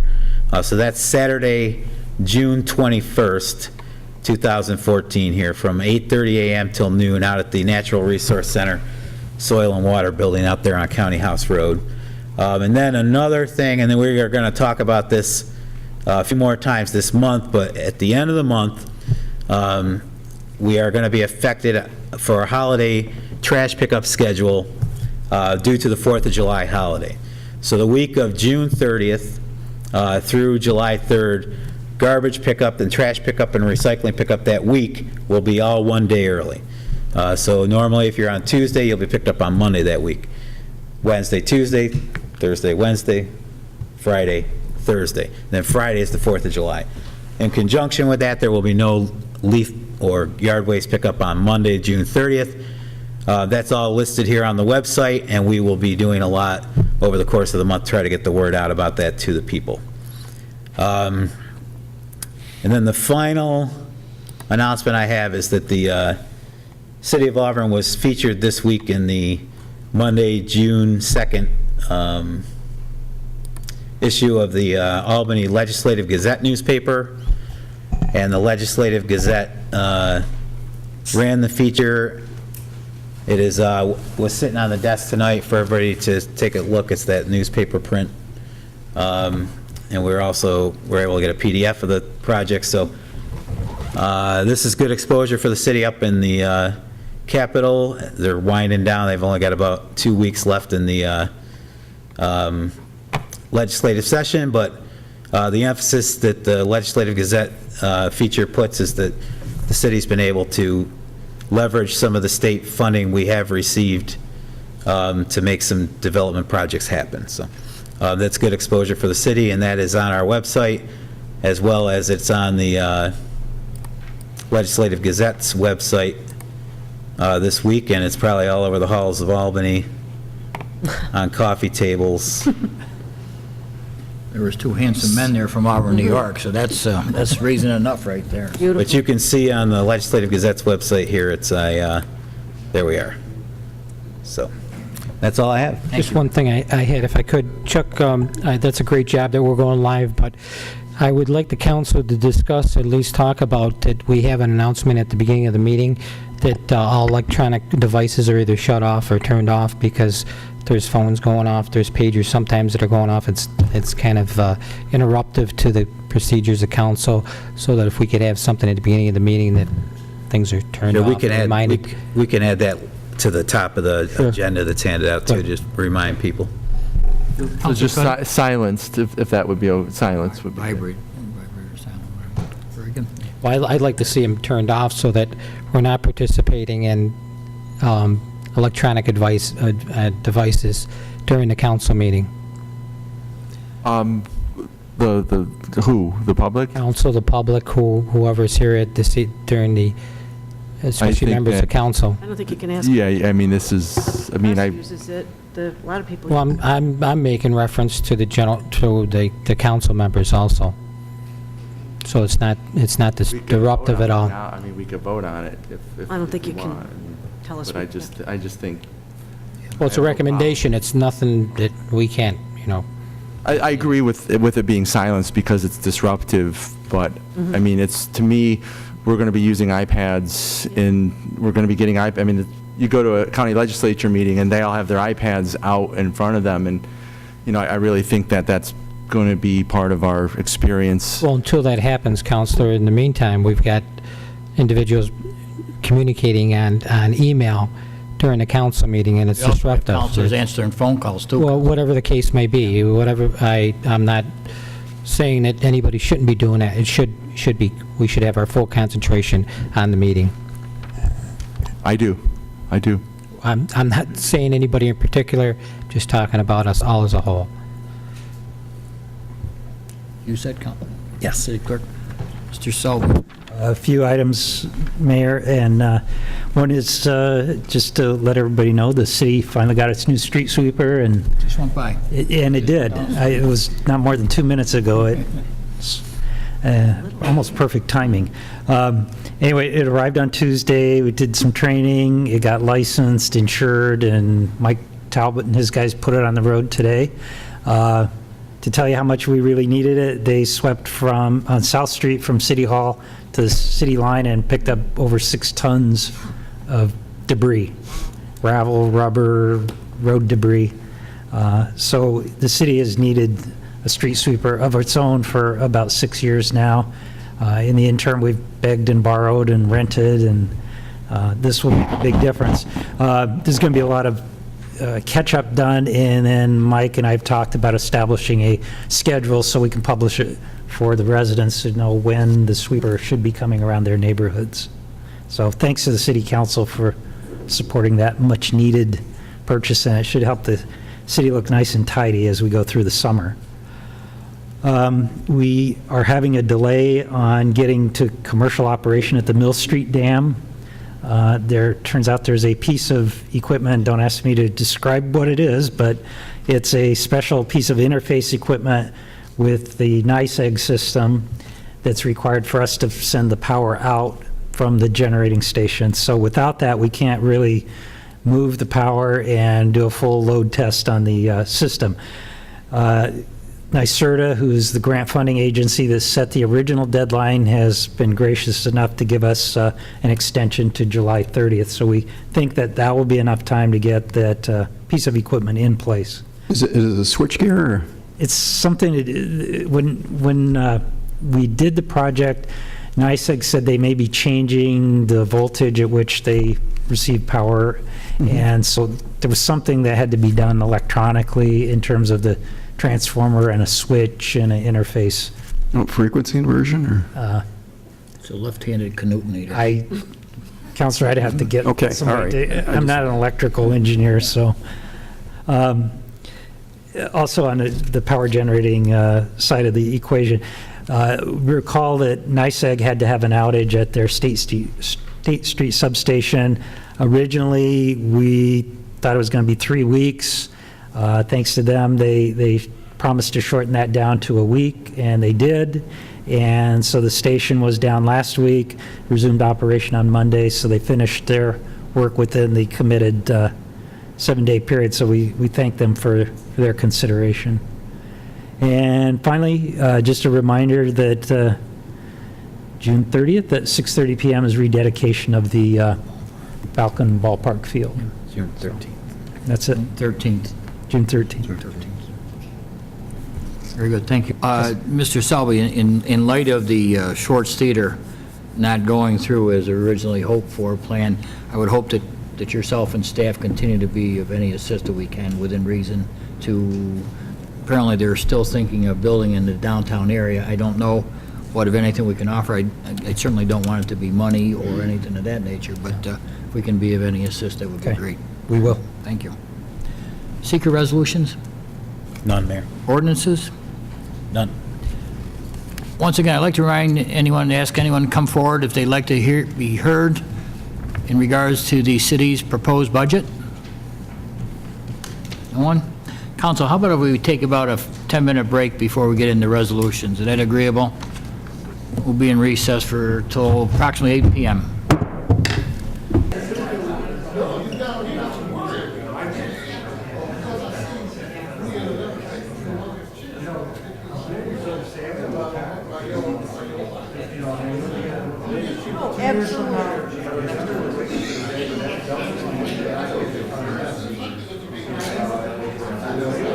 Right.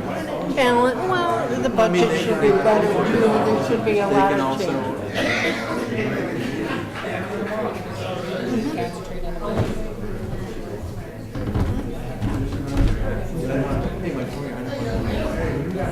No, that's not. Well, I recommended the first major thing that was suggested. Fell into it. It had nothing to do with another appropriate, but I had to cut it. It was not appropriate for me to say. Coming in, you want to get involved, you want to get but it was just one of the timing and everything. So I just eliminated it. I'm actually really happy that you got it. Oh, all right. I hope you do it well. Oh, all right. Thank you. All right. Thanks. All right. Finally said something. Teasing you. No, that's good.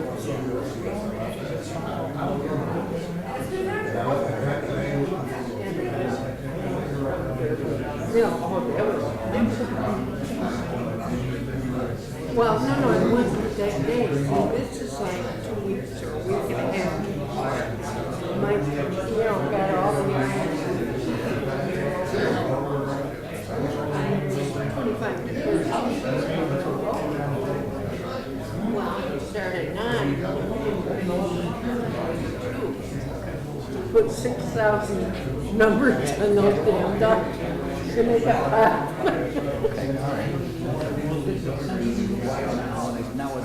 right, because this is previous preparing for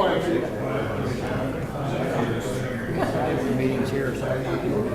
yeah, well, this, in fact, my car Wednesday, we had a large something. Okay, buddy, that'll work. Okay. Thanks. Norm, how are you? How's it going? I spoke to Ann last week. Oh, good. We're still trying to get this thing fixed. No, because Christine, who's running it, said they're waiting on low contract. Executive session. So, Yeah, okay, I forgot to check the hours. Before we 10 o'clock. I think we'll go back in the budget.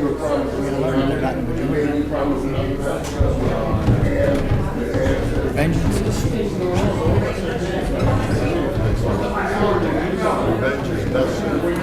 Yeah. Let's make you vote. Don't rush now, we still got a couple of people missing.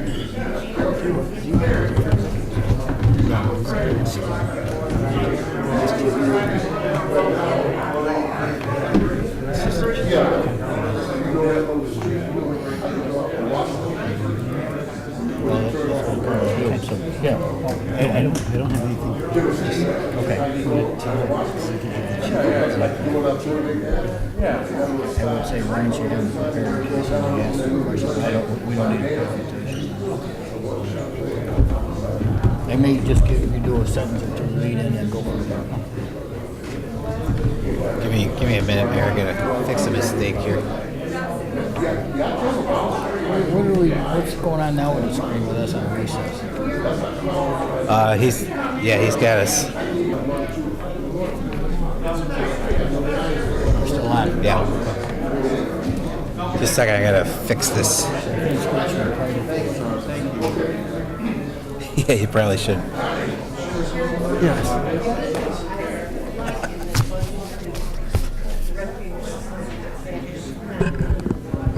Yeah, no, it'll be in the... 8 o'clock already. That's why I said let's take a break. So goodness, I didn't realize it got so I think late. that'll be, I agree. That's why I wanted it in You my... got to remember we're still on It was camera and originally, it's I still kind of live. kept everything the same except my proposal. I didn't think about that. I don't mean you, John. I meant everybody. In other business, I do like the revocation of, oh, it's gotta happen. If they've abused the public trust for private interest, that's important. So, Well, the supplies are, huh? Yeah, this is 2-cup coffee night. Somebody's name's here.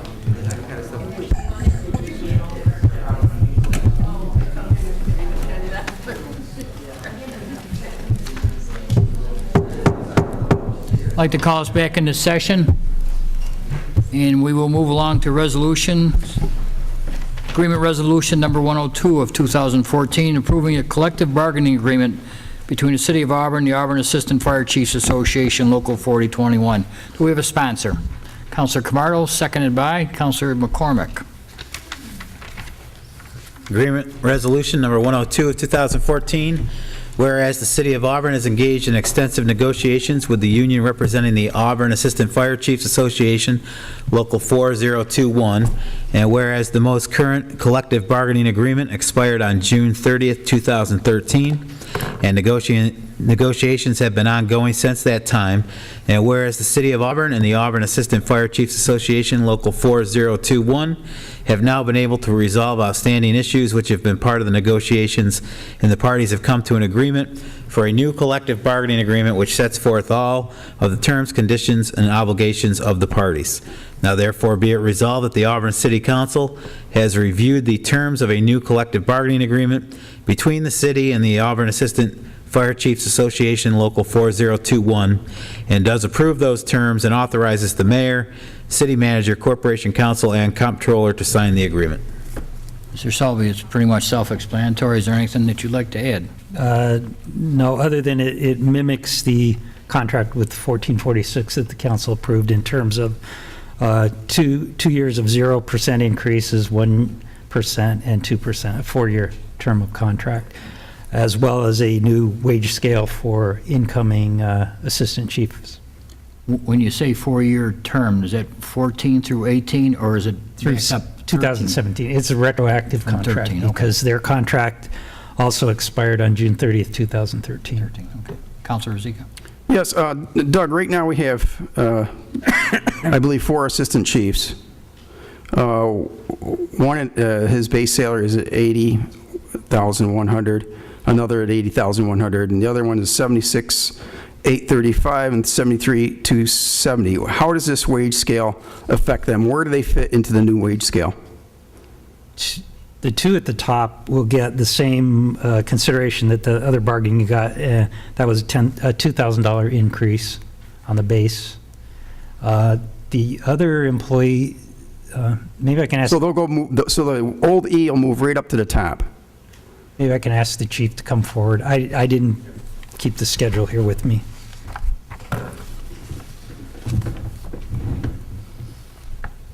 What would happen with that is folks at the top step stay at the top step, so they'd slide to the new top step, which is a $2,000 bump. Okay, so they would go to the new I'm going to call it H level. Correct. Okay, and then now you have one at the old level D. What would happen to him? They normally, under the agreement, they'd move forward one slot. So they would, yeah, but if you move from the D to E under the new schedule, that would be a takeaway. So are you saying instead of that? Forward one slot compared to where they are financially now. Financially, okay. So in other words, he would move from the old D to the new F.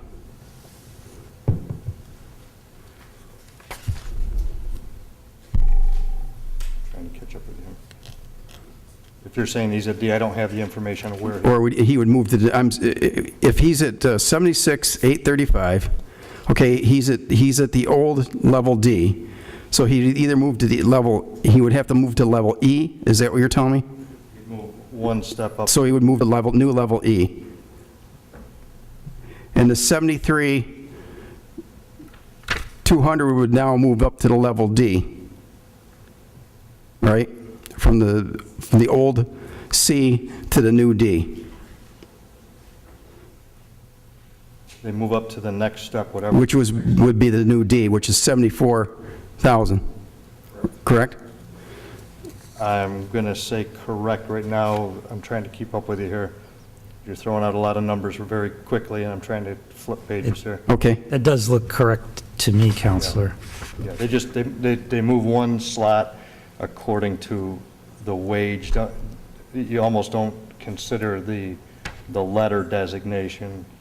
Well, that's how you would keep track of the year. Is that not true? Once they're on that scale. Yeah, like letter A is the first year of this, B is the second, correct? In general terms, yes, but sometimes people actually will even come in the middle of the scale, depending on whether they were promoted from a lieutenant or potentially from a captain into that position. They may fall into the middle of the scale.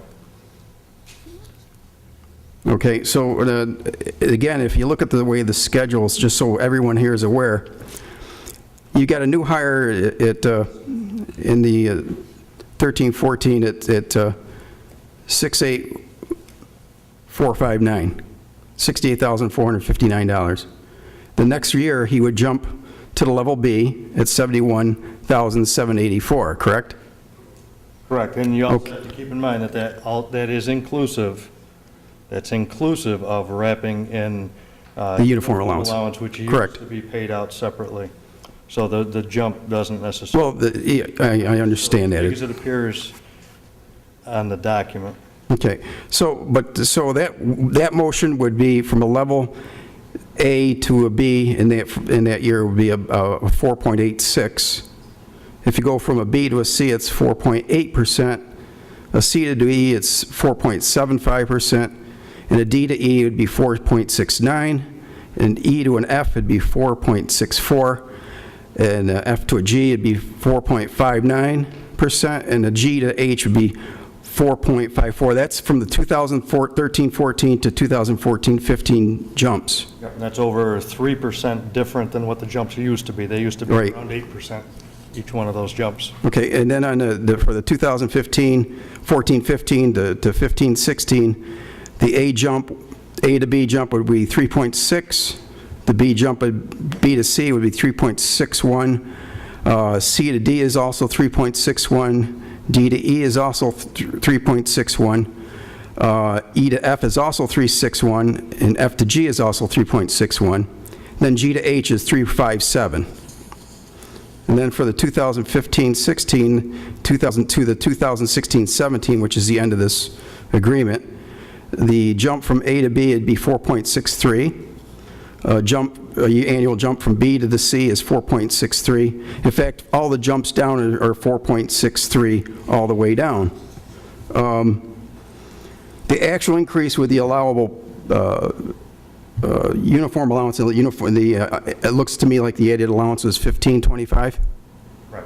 Okay, so the first jump, just because that's added in there, the effective pensionable increase for each level is varies from A at 2.23% to the H, which is 1.86% allowable, with the allowable increase. And then each grade increase from the previous year amounts to about a percent.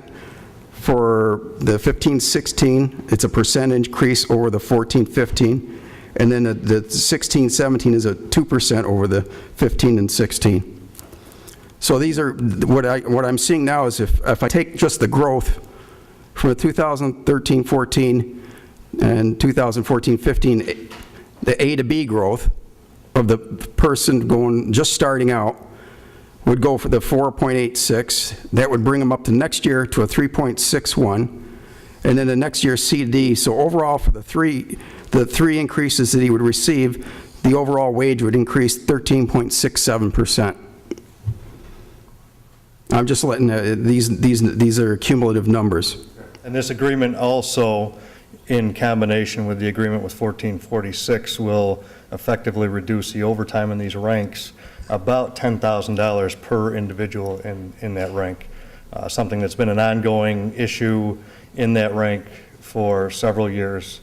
That will be reined in with this new agreement. So with kind of about $40,000 in savings per year for the term of the contract. Okay, explain to me how with you're not increasing the numbers of assistant chiefs, how that affects the overtime so everyone understands it. The way there's language in this contract that is affected by staffing of the entire shift, and what's going to happen with this contract is it will happen more often is that instead of when there is a vacancy in that position, a daily vacancy, a personal day, a vacation day, something along those lines, that instead of being filled with a person of that same rank, somebody else that's working will temporarily fill in for that day. So there will be no overtime for that. But they're working out a grade, so they would get a, They get premium pay, but it's not the same as paying overtime for the entire shift. again, like I say, what bothers me the most is this appearance of a growth that's not consistent with inflation. It's way ahead of inflation. This is the same problem I seen on the other contract, or the same issue, I should say. That these types of growths, long-term and long haul, are just not sustainable. Thank you. Councilor Camardo? Just if you would go over one more time, because we've made the statement, we're trying to look for as much concessions as we can from every bargaining unit, hopefully because of the financial situation we're in. We did that just recently with the rank and file at the fire department. Could you just explain one more time so everybody understands some of the concessions that you feel that are coming out of this contract? Well, again, not that it should be considered part of a base salary, but there's been a level of overtime in this particular rank due to the contract language for several contracts that has perpetuated overtime in that rank. That will be nearly eliminated with this contract, which should keep salaries at a reasonable level. The time it takes for somebody to get to top step within this rank, instead of a 5-step or a 5-year progression, it's an 8-year progression, so we've slowed wage growth down, and then you've got a 0 in there and some 1s and 2s, some relatively small wage increases when you look at what's going on across the state and other municipalities. Those are fairly modest And of pay course- raises in the Of out course, years. the overtime is under control now. Yes. And Chief, in addition, there's the buyout at the end, the limit on vacation days. Yes, yeah, that was one thing also, that in the previous contract, people in that rank were able to bank vacation days for cash out upon retirement, and there was no limit on those. So potentially, those could be huge buyouts of vacation time at the end. So we've put a cap on that for the incumbents, the people that are there right now. They've been capped, and anybody new into that position is capped at an even lower level to control that exit cost or retirement cost to the city in the future. Council. Right now, in the budget sheet, you said there was going to be 6 to 7 vacancies potentially created, and it said that you'd be potentially short-staffed. Can I ask why the window can't be placed so that when you have the vacancies that you almost immediately or concurrently have the new hires to prevent the overtime? To do that, you'd have to overhire, and at least in my nearly 20 years with the city, that has been something that the city council and management has been reluctant to overhire. It takes us about 3 months to hire and train a new firefighter. So we either run short-staffed for a period of time while those folks get trained, or we overhire for a period of time, and then we'll be paying. What I'm asking is if you got an end date at one point in time, at a time, that you immediately have your new hires and they become part of the manning count at that point. No, they're not trained. What do they go to the academy for? To get trained. Okay. I'm not following you. They go to the academy, get trained. What else do they need to be trained for? They have to be hired to get trained. The academy doesn't run year-round, Counselor. Okay. Maybe that'll help you. All right. Yeah, people don't come to us already trained. So we were actually hiring them to enter the academy at the same time? Right. Okay.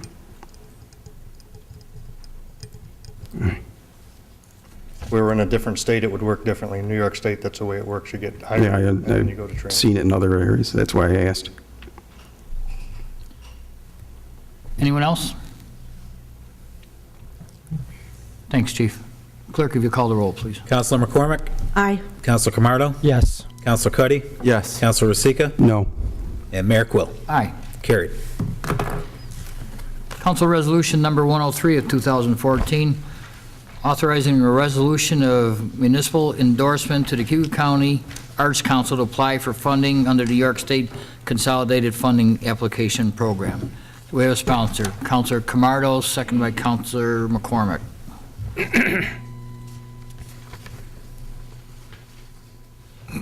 Council Resolution Number 103 of 2014.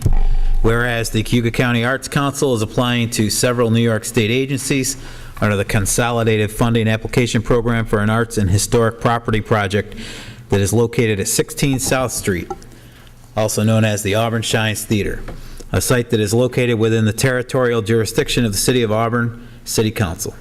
And whereas the City of Auburn acknowledges the importance of historic buildings and structures as they relate to the city's goals of community revitalization, strengthening the tourism industry, and improving the community's overall quality of life. And whereas the rehabilitation of the Auburn Shines Theater would also align with the Central New York Regional Economic Development Council's 5-year strategic plan, 2012 to 2016 priority goals of revitalizing urban cores, main streets and neighborhoods, and strengthening targeted industry concentrations that leverage unique economic assets. And whereas through the New York State Consolidated Funding Application, the New York State Office of Parks, Recreation, and Historic Preservation has released a request for proposals for environmental protection funds for which not-for-profits are eligible to apply. And whereas the purpose of these funds are to assist New York communities with the acquisition, planning, development, and improvement of parks, historic properties, and heritage areas. And whereas as a requirement under the rules of these programs, the Cuyahoga County Arts Council must obtain the endorsement of the governing body of the municipality in which the project will be located. And whereas the Auburn Shines Theater Rehabilitation Project will consist of the rehabilitation of the brick facade, marquee, and the abatement and remediation of environmental contaminants, which has an anticipated cost of $1,500,000 with a local match requirement of 25% consisting of cash and in-kind service contributions. And whereas the Cuyahoga County Arts Council does not currently have the funding to pay for 100% of the Auburn Shines Theater Rehabilitation Project, and it is necessary to obtain New York State funding for the project development and construction. Now therefore be it resolved by the City Council of the City of Auburn, New York, that 1, the mayor or appointed designee is the representative authorized to approve and endorse the application of the Cuyahoga County Arts Council for a grant from the New York State Office of Parks, Recreation, and Historic Preservation in accordance with the provisions of Title IX of the Environmental Protection Act of 1993 for a historic property project known as the Auburn Shines Theater and located at 16 South Street within the City of Auburn. And 2, that the city's representative is also authorized to endorse or support additional funding applications submitted by the Cuyahoga County Arts Council through the New York State Consolidated Funding Application Program that requires municipal endorsement or support to complete the application submittal. And 3, that this resolution shall take effect immediately upon its adoption. Christina, could you come up, please? Could you approach the podium, please? I want to hit you with a couple of questions. Normally I go last, but I'm going to go first tonight. Christina, there is nothing, the city is not putting any money or funding into this. This is strictly the Arts Council. Am I correct? Correct. And secondly, we're applying for, this will be our second or third grant. Are we competing against ourselves for the CFA? No. No, there's separate pots of money or whatever? I do not have a parks application this round. I'm sorry? I do not have a parks application for city properties this CFA round. Okay, but we're not, in any of these, we see the term consolidated funding application, almost like we're competing one grant against the other, but that's not the case, or is the case? When all the projects from the county go to the regional council, it's up to the regional council at that point to decide what the regional priority projects are. So at that point, we all compete against each other no matter what. We don't have a parks project ready at this point. That would be the main funding that I believe the Arts Council would be eligible for. They could look at Main Street. They may be eligible for something under Council of the Arts. I just don't know those funding streams as well, so. But that's the regional council's. That would be the regional council's decision. recommendation at that point, how, to score that application and recommendation back to the state agency. Thank you. Councilor Camardo. The 25% that's in kind or cash, how is that going to come up with 25%? I don't represent the Arts Council. I'm not on their board, so I don't know how They're going to come up with that 20%? they would, as the organization, would need to be responsible for the match. So it wouldn't have any financial bearing on the city at all, is that Mayor? Nope, this isn't coming from city programs or projects at the present time. It was part of my Right, exactly. request, so. They have made a request for some assistance through existing programs as part of the match, but that has not been endorsed or, been approved. And those funds would be used as last-in money, so they need to prove to us that they're able to come up with the remaining match in order to move ahead with the project. So they need to be awarded a grant first to show us that they're, doing work again and trying to make this, get these improvements going. Thanks, Christina. Sure, thank you. Clerk, if you call the roll, please. Counselor McCormick? Aye. Counselor Camardo? Yes. Counselor Cuddy? Yes. Counselor Rosica? Yes. Mayor Quill? Aye. Carried.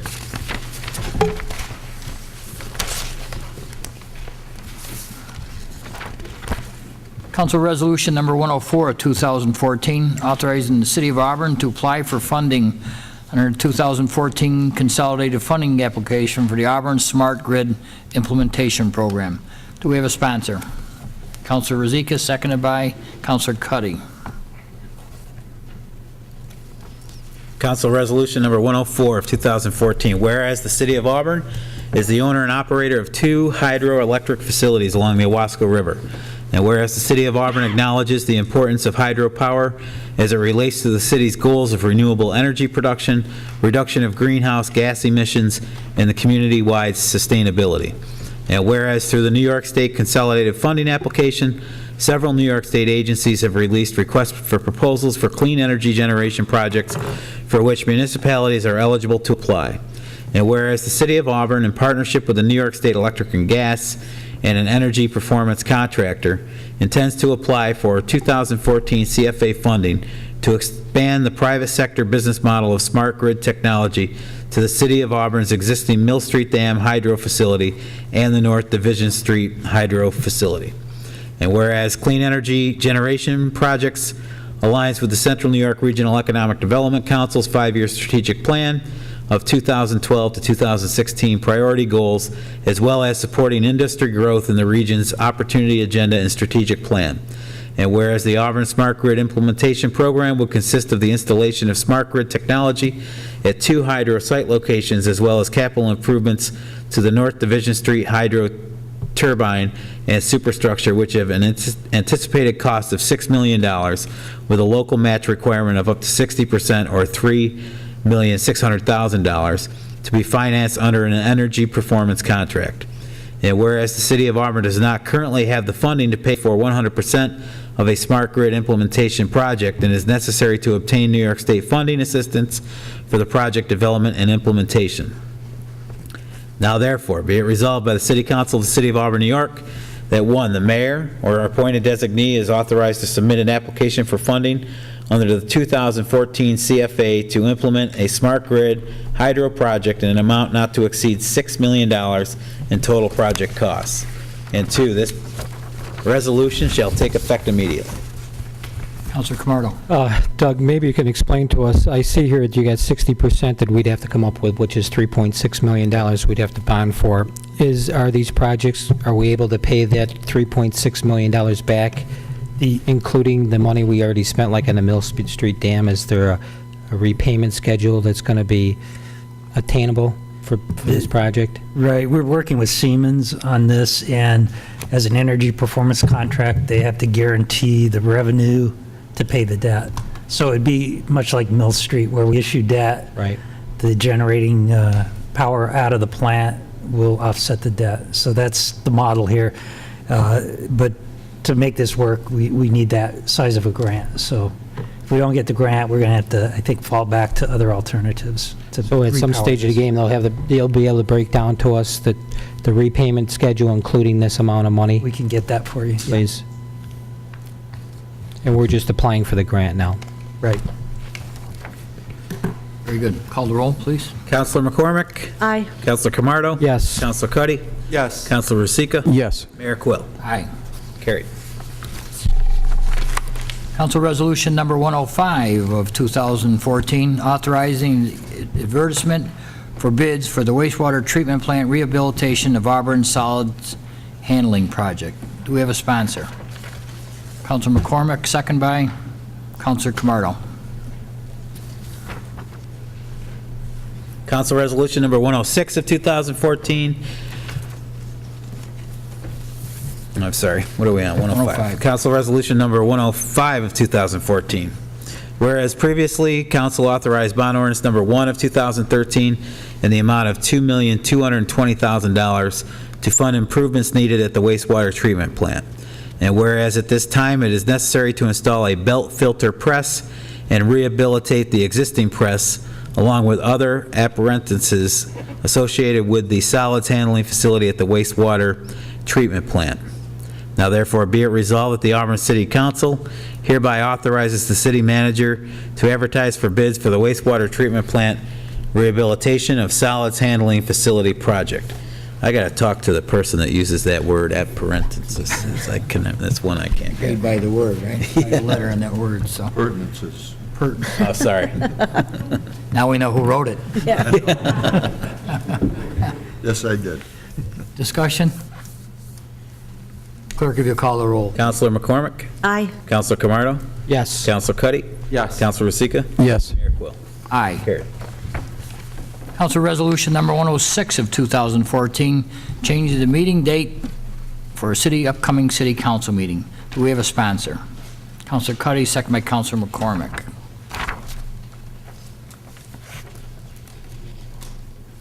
Council Resolution Number 106 of 2014, whereas the rules of the Auburn City Council and City Charter require that the Auburn City Council hold its regular meetings on Thursdays, and whereas the Auburn City Council desires to reschedule the meeting to be held on Thursday, June 12, 2014, to Wednesday, June 11, 2014, at 6 p.m., said meeting to take place in Council Chambers, Memorial City Hall, 24 South Street in Auburn. Whereas the subsequent meetings will return to the Thursday of each week thereafter, at its usual time of 6 p.m. Now therefore be it resolved that the Auburn City Council does hereby reschedule the council meeting scheduled for Thursday, June 12, 2014 at 6 p.m.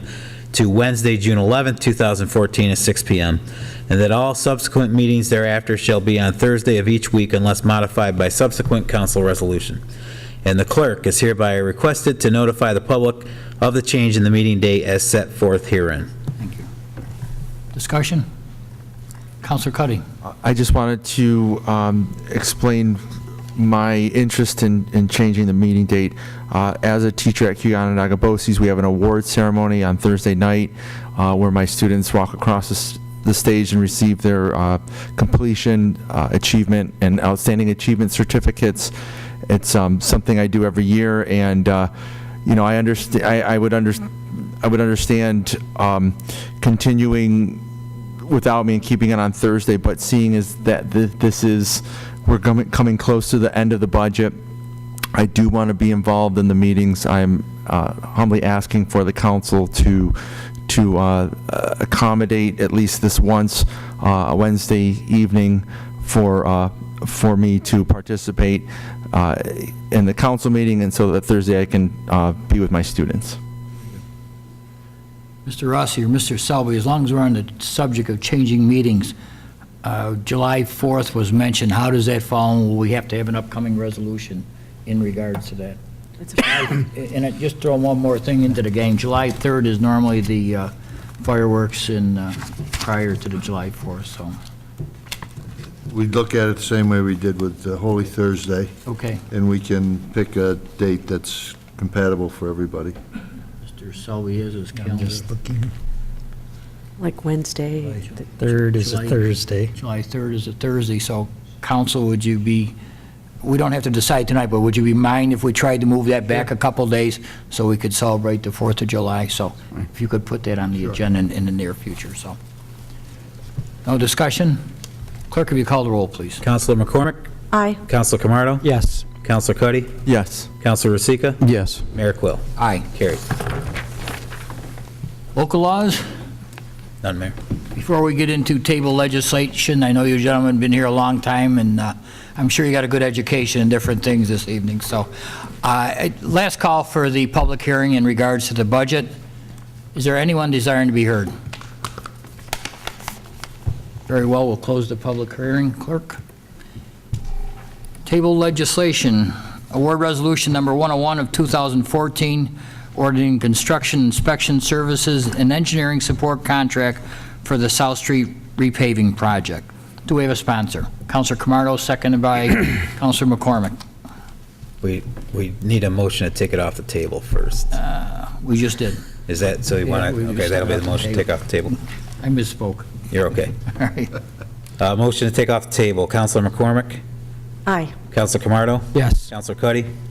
Yes. Councilor Rosica? Yes. Mayor Quill? Aye. Carried. So now do we need another motion to discuss it? We do. I think so. Mr. Rossi, okay. Yes. I'll Just- do that. All right, I'll entertain a motion for bringing award resolution number 1 onto the floor. Councilor McCormick, seconded by Councilor Cuddy.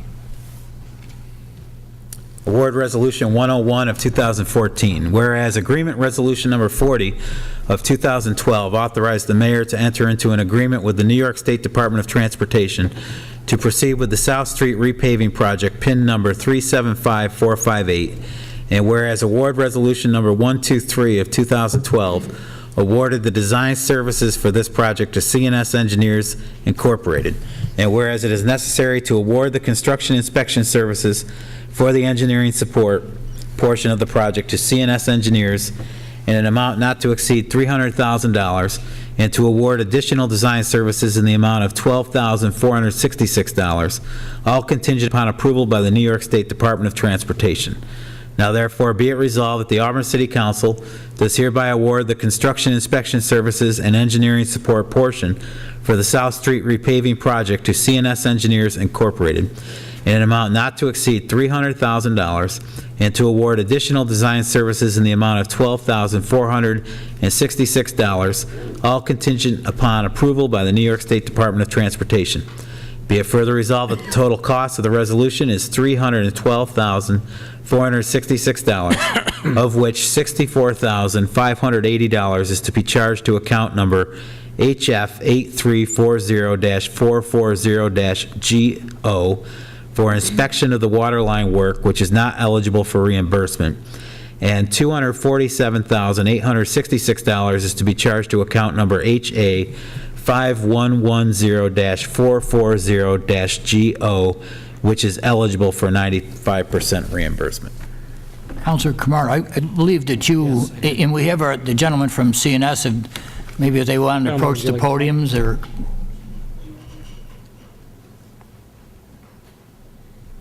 Councilor, I'm not hanging you out to dry. We all agreed with you, but I know you had the questions, so. Good evening, Mayor and Council. Bill is not able to be here tonight, so you get me instead.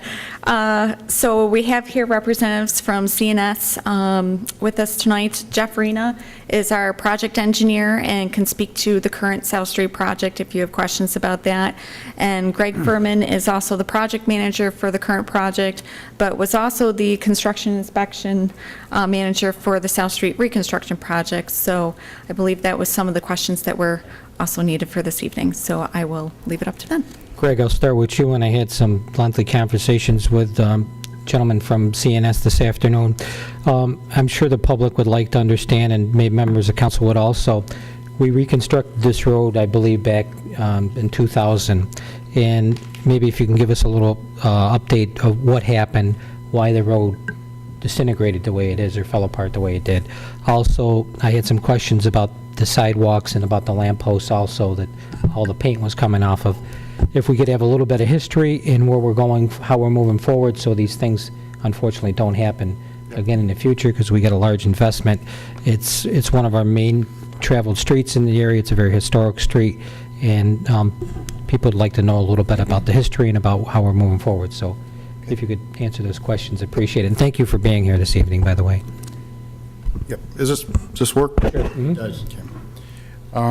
First, thank you for having us. Let's start out first with the pavement, because that was the most serious problem on the project.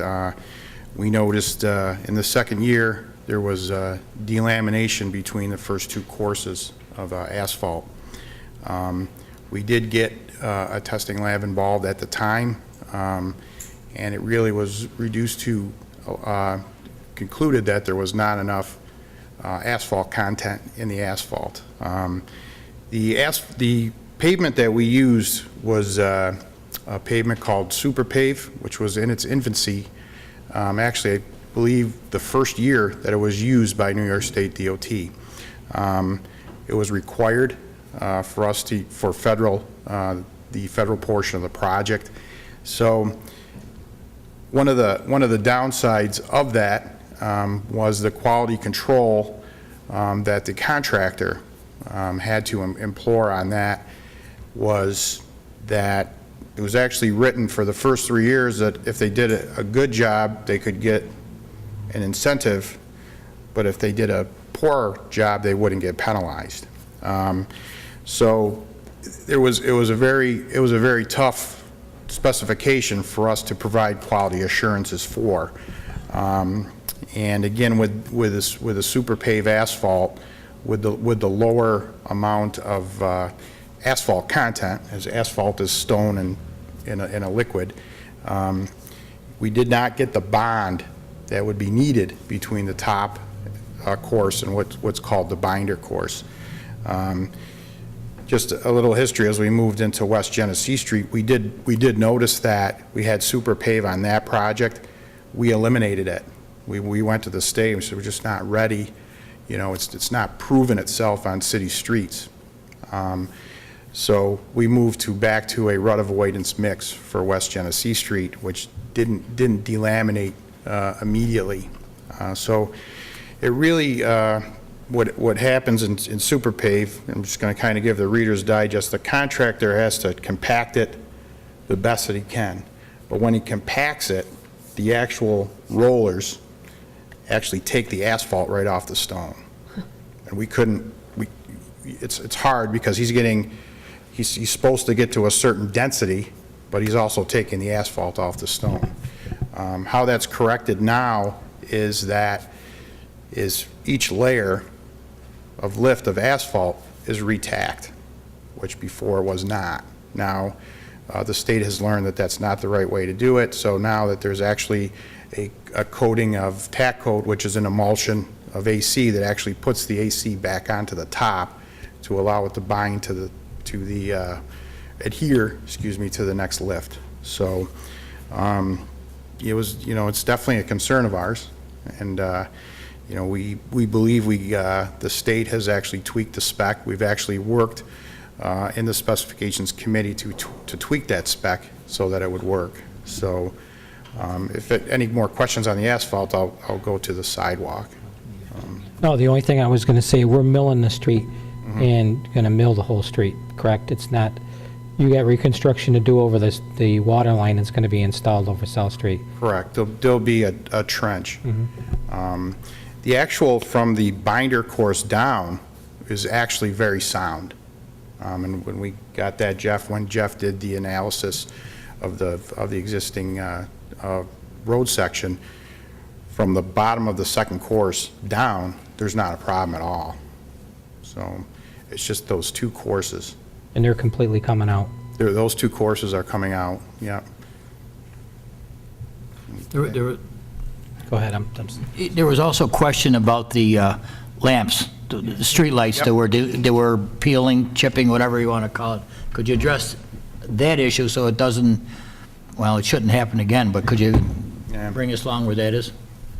Well, we don't anticipate it happening again because now we're actually going to be able to see the actual process of cleaning it and coating it.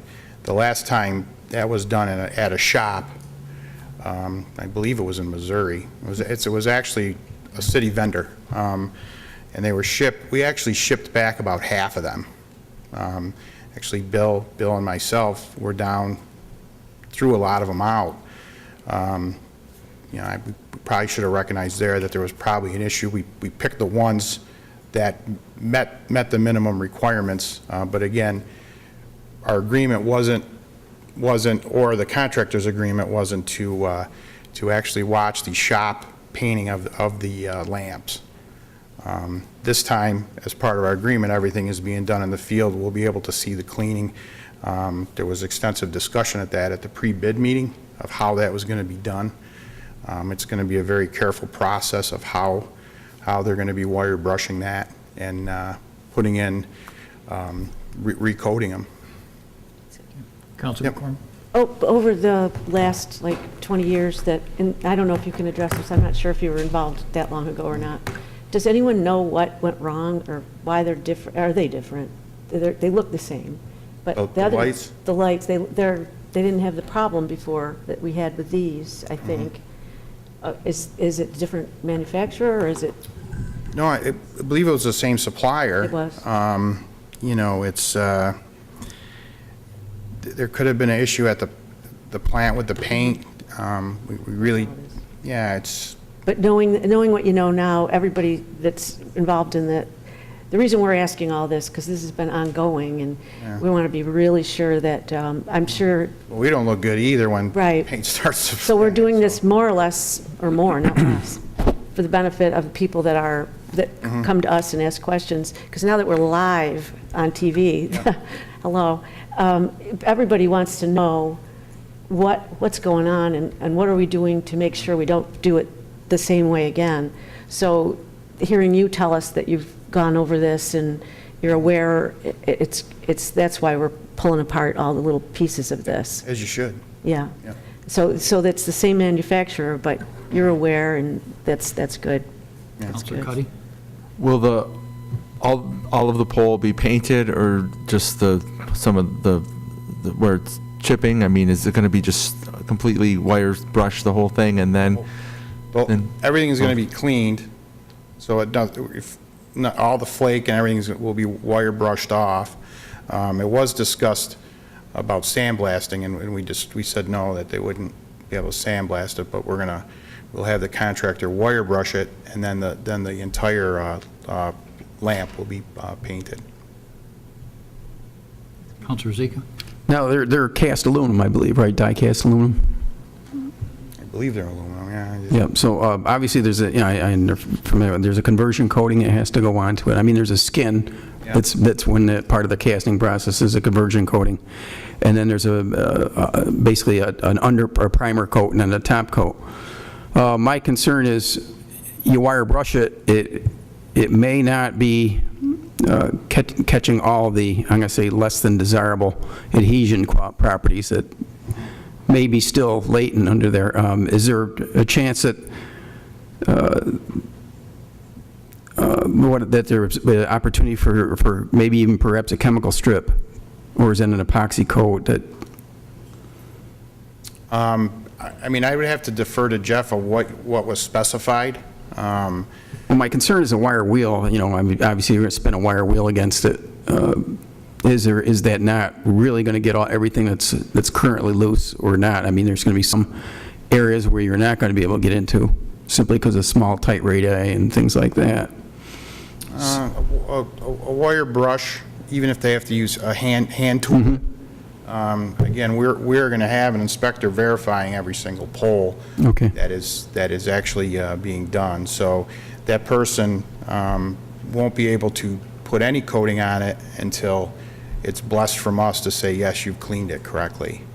But if they have to use a hand tool, you're talking some of the nut covers, Right, all the things, there's some tight radii and things like that. If you got a wire wheel, I mean, it's not going to be that easy to get into it. You would have to use a hand tool to do that. Seems like that's going to be pretty labor intensive then.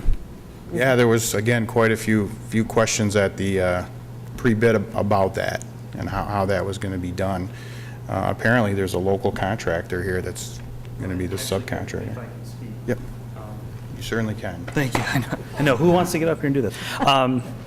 My name is Jeff Rena, again with CNS. And when the issue with the paint, when we first went out there, I wasn't involved in the first project. That was before my time at CNS. But I called up Hall of Fame, and I sent them pictures and said, this is what's happening. Can you explain it? And unfortunately, they couldn't. they said, well, we'll put you in touch with our painting tech. And this guy, Robert, he's from Texas. He actually helped develop the spec with the state that we got approved. I gave it all the bidders, his name, his number. He's coming up here. He's their tech that paints the poles for Hall of Fame. He's the one that's painting the poles in Auburn. So he's going to be here. So I'm hoping that he's the expert when it comes to repainting that pole, since he helped us out. So we will be, as Greg said, verifying in the field, the prep work, and making sure that Robert is getting it right, so that way when he goes to paint, it's going to be, a good product for the city. Is there any potential for a warranty issue here? Are they covering any of this cost out of their pocket? Hall of Fame, no. No. Counselor Cuddy? When you say in the field, so they're going to be, they're not going to take the poles down, everything's going to be done on site?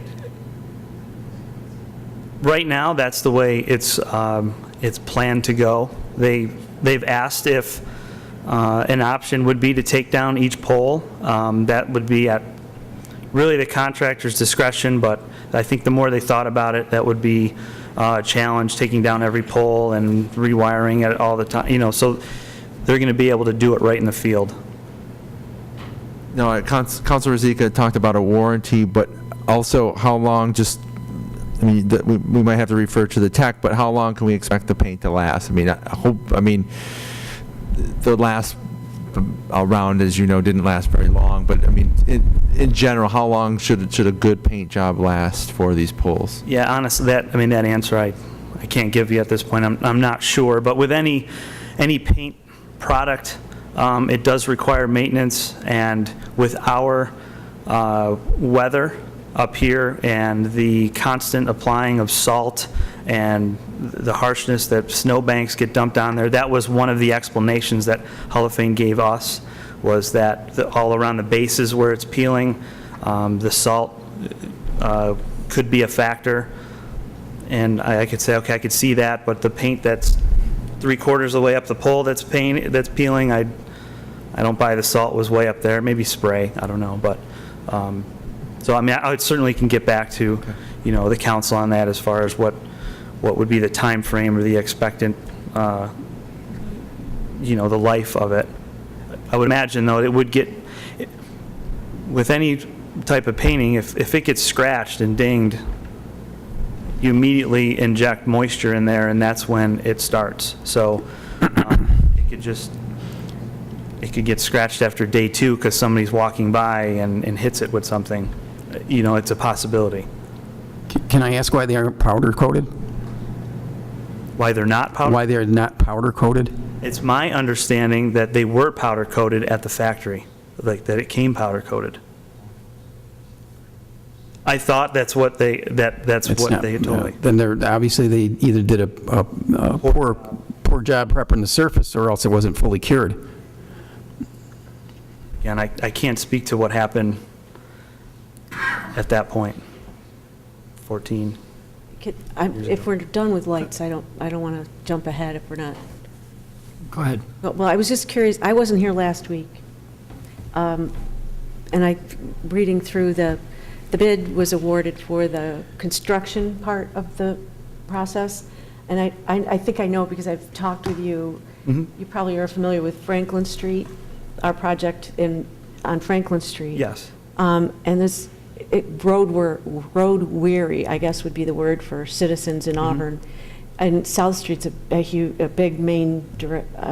Can you talk to us a little bit about how we can look forward to not having the same experience as far as things that are going on with Franklin Street? Yeah, what we put in the contract documents for the water line replacement, there's 2 phases. There's the water line replacement and then the road repaving portion. The water line work is going to happen this year. That's the contractor's intent, is to get all of that done. We put it right in the contract that it all had to be done this year and operational. And then all the milling and paving is going to happen in 2015, springtime. Contract has to be complete by July of 15. Okay.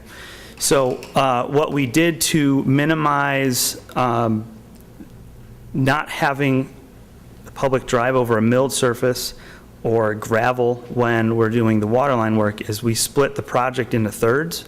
So during the waterline construction, they will, the project will be in thirds. It'd be from like Metcalf to, I think, Shadell to Elizabeth, or no, Elizabeth is Shadell.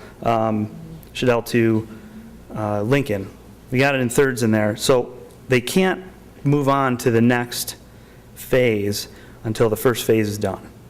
So they'll construct it, backfill it with stone. You will be driving on some gravel for a small period of time, but the whole mile of South Street won't be ripped up. And it'll be the same thing with the milling operation. The intent is to not have them go, at least right now, to go all the way from Lincoln down to Metcalf, unless the contractor can prove to us that he can get it repaved immediately, which would be a challenge. So we think you're going to have a better experience than you have on Franklin, because it's my understanding that Franklin is just gravel everywhere and dust and all sorts. So, and the work zone traffic control for that will be scrutinized by our inspectors, excuse me, to make sure that the traveling public, not just vehicles, but bicyclists, pedestrians, are accommodated through the entire section of South Street. When you say each third, will it be the total road, or is it half? How does the traffic, is it detoured, or? There'll be no detour. There's too much truck traffic to detour. So as they're doing the water line or even the paving work, we'll be doing lane closures. We have the benefit of having some extra pavement width because of the parking lane that's out there. That would be temporarily closed, so we could use, at some times we would be able to still maintain two-way traffic. In conditions where we can't maintain two-way traffic, we would have flaggers at both ends that would get traffic through those sections. Thank you. And what about the sidewalks now? The sidewalks. Okay, you can hit that. That was back you. All right. There was a couple issues with the sidewalks. First, we had to really to fight, I wouldn't say fight, but debate the state on funding for the sidewalk. We only replaced about 80% of the sidewalks. Some of those that got replaced were the slate. We originally had, we overran the slate sidewalk by 300%, and that's because once we started, we realized there was a certain percentage that had to be reset, and we couldn't even lift them up. The slate was just falling apart. So we made a midstream adjust, got some extra funding to actually have all new, okay? And again, we overran the slate walks by 300% on that. The good thing is you had 300 or 3 times as much new slate walk. The bad thing is what's left looks even worse now because you had now you're comparing it to the new. The same issue with the tinted walks. Again, there was only a certain percentage that we can replace. We were allowed to replace. So when you go out and you say, okay, this is the worst of the worst. Well, when then you put new, what's left is going to look even worse. The issues that we're having trouble with now that we're replacing is really at the ramps, and that is really where water is collecting. The salt is staying right in there on the corners, and I believe that's really most of the extent of what we're replacing is really the actual, yeah. So it's really a product of not being able to do the project right the first time because of funding. When I talked to one of your engineers at CNS today, he said there's going to be a laminate put in the concrete now because a lot of that concrete, the surface just disintegrated a couple years after it was done.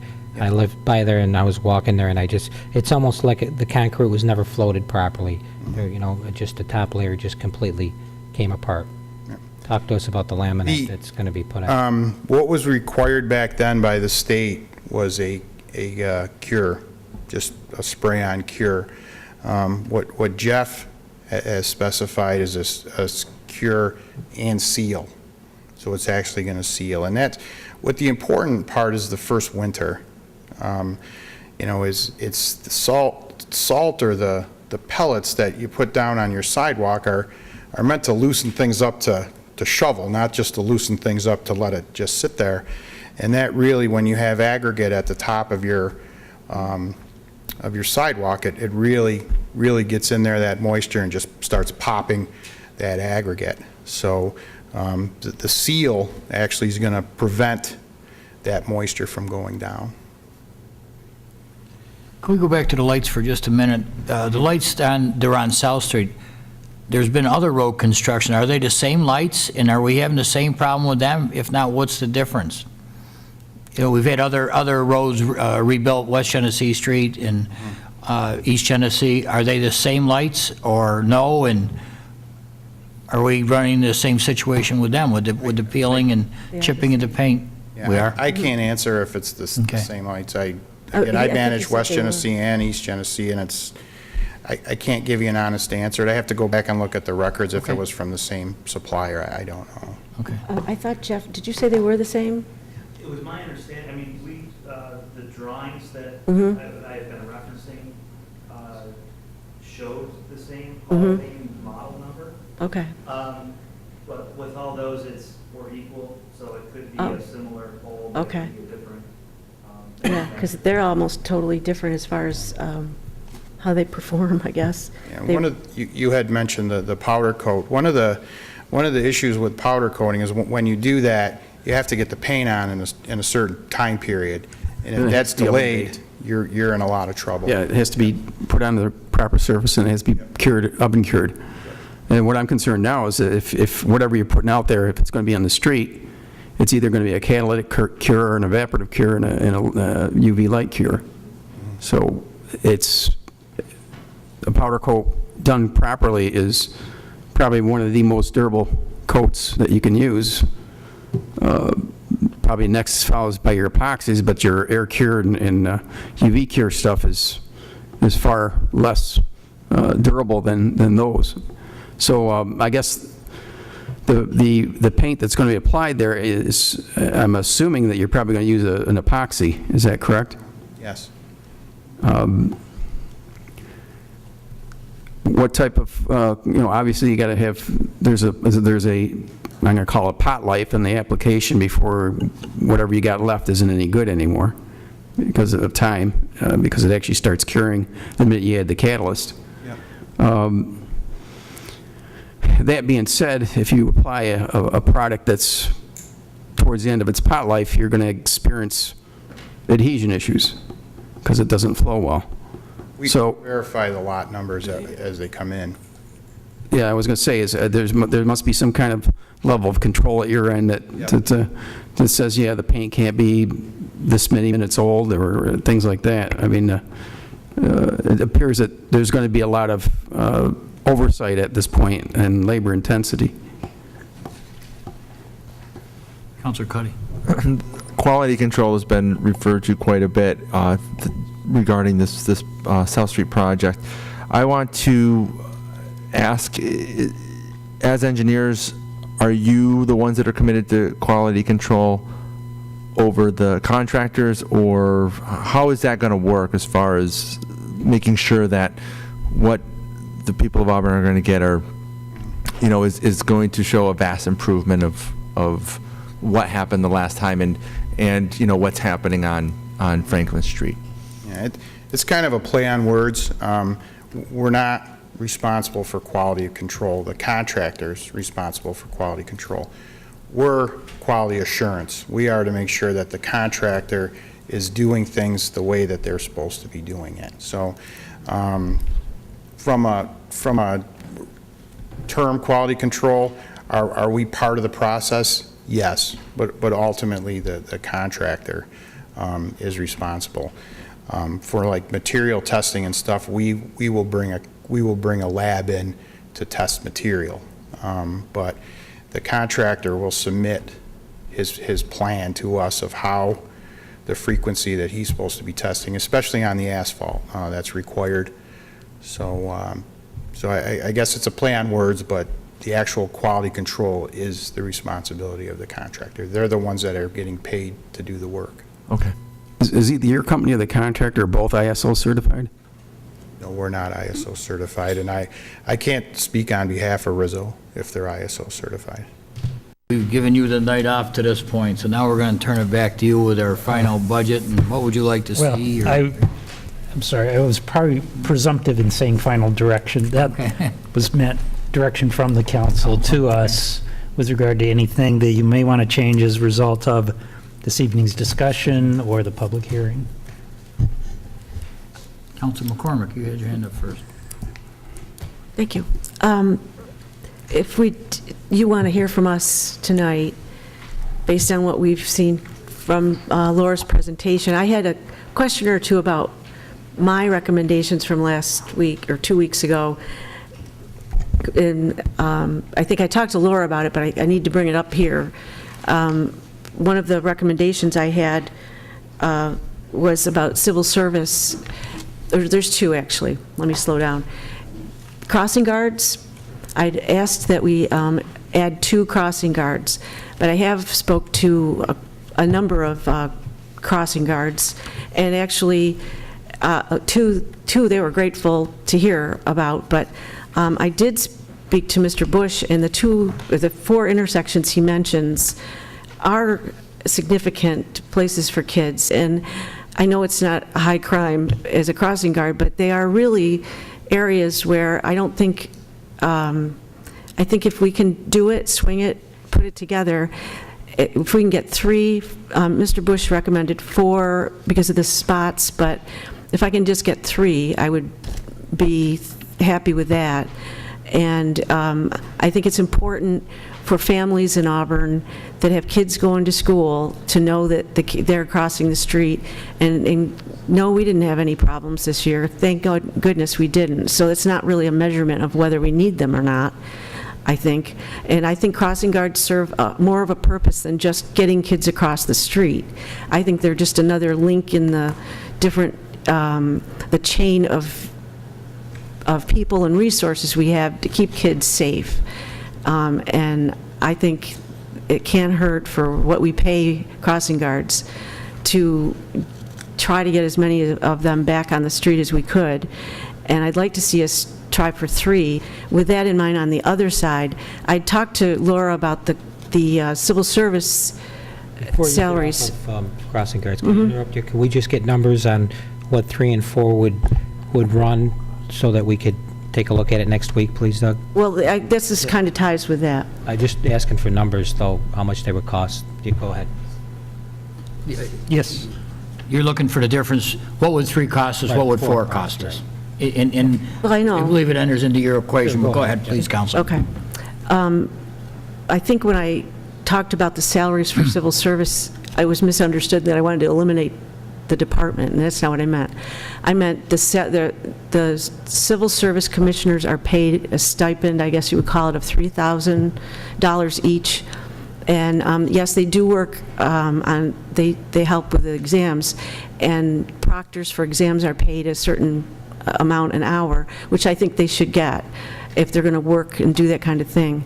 But if we eliminated that salary, it would help us go towards crossing guards, which are something we could benefit the general public more than civil service does on a day-to-day basis. I don't want to diminish the work they do. They do work hard. Laura, do you have an answer to this question already? Yeah, it's in the summary that I sent out. 2 crossing guards will be 3,000, so they're 1,500 apiece, approximately. 4 would be 6,000?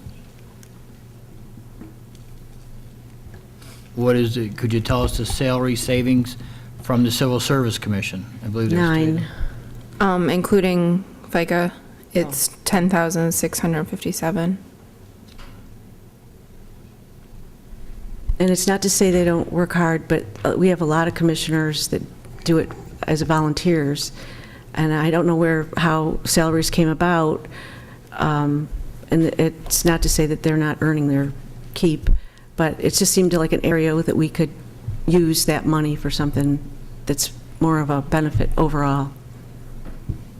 Just in regard to civil service, part of that salary is picked up by the Auburn Large School District, and the Auburn Housing Authority also, I think, contributes to that overall budget of the Civil Service Commission. True. Laura, could we take a look at that and see how their salaries are broken down between the city's share, the school district counselor, and Auburn Housing Authority. and Auburn Housing? Can I, oh, okay. Once- Okay, sure. I want to make sure that we have Laura's on track with this here, so.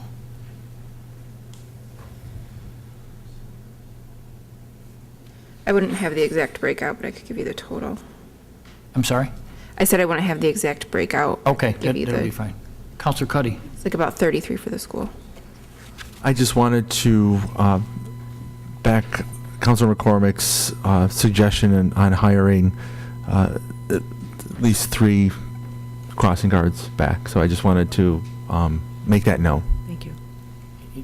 Just for everyone's sake, and then maybe I'm behind the 8 ball here, but it was 3 or 4, so. She initially proposed, Oh, I started with 2, but I discovered that 3. 4, I'd go with 3, because I don't want to yeah, I'm meeting, and during public to be heard or the public hearing, a constituent mentioned 4. Again, I like to acknowledge, budget constraints, but Yeah. I do think safety is important, and I would be interested in Yeah, I'd go with meeting 3. halfway. Is there any other? No, I supported... In regards to the crossing? Crossing guards, I supported not eliminating them last year, and I would support putting them back in, putting them back in the budget for this year. Very good, very good. So you have a consensus there. Got that? Counselor Zika? Yes, I'd like to reiterate the need for the additional police officers. I know we're bringing back, at least the plan currently is 2. I'd like to see 3, and I'd also like to see the assistant chief's position reinstated. It's very much in the noise. I see something somewhere around under the $2,000 or $1,000 to $2,000 impact there. Given the $8 million budget, that's way in the noise. Plus, it would help the efficiency of that department. The police chief has indicated that it would be a great help to him, and I think we need to give him the tools he needs to be effective. Anyone else want to weigh in on that, Councilman? Oh, on that, not on that. I was Okay. Anyone else want to? Just some numbers on that, Doug, between 2 and 3. Do you have any numbers on that? What they would, 2 and 3? what an additional Police- officer would be? The restoring the 2 that I proposed to hold vacant originally is $230,000 impact to the budget. That's at the current rate of the retirees. How much to bring in 2 new officers? It's less than that. Right, it's Laura, less do you have the increased salaries?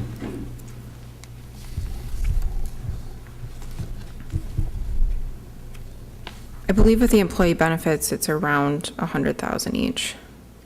It might be a little bit less, but I can get that number to you. And the number for the assistant chief is what? I believe the impact was around 1,900 to, I think the top was 3,200. Yeah. Well, I think given the fact that, it's not, it's a better bargain, I think. He needs the staffing level, like I said, for his efficiency. His output certainly warrants that. The number of, the simple, sheer volume of service that's being provided certainly supports the need there. Yeah, and that's, just so you know, that is in the current budget proposal. That The assistant chief? Yes. Okay. I thought that was eliminated. Was my understanding that was eliminated? Yeah. It was our intent, Yeah. or my proposal, that we take it out. Eliminated. It, as a cost item, you're correct, it's not very big, but I'd rather see us go with 3 police officers than 2 and a deputy or whatever, so I could support 3 police officers if we can do it, but, I'd rather stick with 2 right now, because the budget's on this, like, we're walking on thin ice. 100,000 is a big number to have. The staff is still looking at trying to come together. Not that I wouldn't support 5, but I think right now with what they have put in, Doug recommended originally, I think, to leave those 2 open. Is that correct? So we've already, we've already gone with 2. We, using that term loosely, to go with 3, really, at this point, we're trying to squeeze every dollar we can. I think there's some things here that people have given up to kind of bring us back to 0 here, that I think 3, it's, Peter, I don't disagree that that could be done, but at this point, I don't. Well, then if we're going to go with 2, I really feel that we still need that assistant chief. Well, first of all, how much is an officer starting off at now? Could somebody tell us? Because I think 100,000 is a little high, on the high side, but I could be wrong. I believe the starting is around 45. So then you got, you got 30%. And then they jump on up. They jump up quite a bit in that 6-month period, but they also have retirement. So you got 30% on that, right? It's more than 30%. With starting off in a new pension fund, it's still higher than. Yeah, because of the health insurance and everything. So we got, what, 85,000? That would probably be accurate, yeah. Relatively accurate. Anyone else want to weigh in? Not on that one. I've got a question. I'm trying to get some consensus for the police officers. That's what I'm trying. I'd go with the 3. I'd support 3. 3? Yes. Counselor I don't support 3. Okay, 2, 3? Eternally the compromiser. I think 2 police officers and an assistant chief is meeting somewhere between what's been discussed. And we can, I don't want to throw any mud in the game, we're just trying to keep it straight. How many police officers? Yeah. 2. 2, okay. 2, that's So all it's we're 2, talking about. or it was 2, 3, 2. Counselor Rozika. 3. You put me on the hot seat, didn't you, folks? I'll go with 3 and no deputy chief. No, I have to say, we need that assistant chief. Let's get Mr. Selby. I just want to be clear, we're talking now about 1 new officer, because the budget in front of you includes Includes the populating 2. all the vacancies. Right. So you want to add 1. Additional, plus I would like to see the assistant chief. But wait a minute, aren't you going to have a vacancy, another vacancy this year in the police department, though? And I thought there was going to be We'd have 3 to 4 vacancies. 4. We'll fill them all. I mean, the budget proposal originally would hold 2 of the 4 vacant. The modified proposal would fill all of them, and what I'm hearing is fill all of them. Plus 1. Plus hire 1 more. Add one that's not even there to begin with. Is that what we're saying? Tonight you're adding another That's a wrong thing to do. officer to the budget that's in front of you. So I would say, for some reason, there was miscommunication, is like we were filling 3 vacancies. I'd like to fill the 2 vacancies, and, I'd like to fill the 2 vacancies.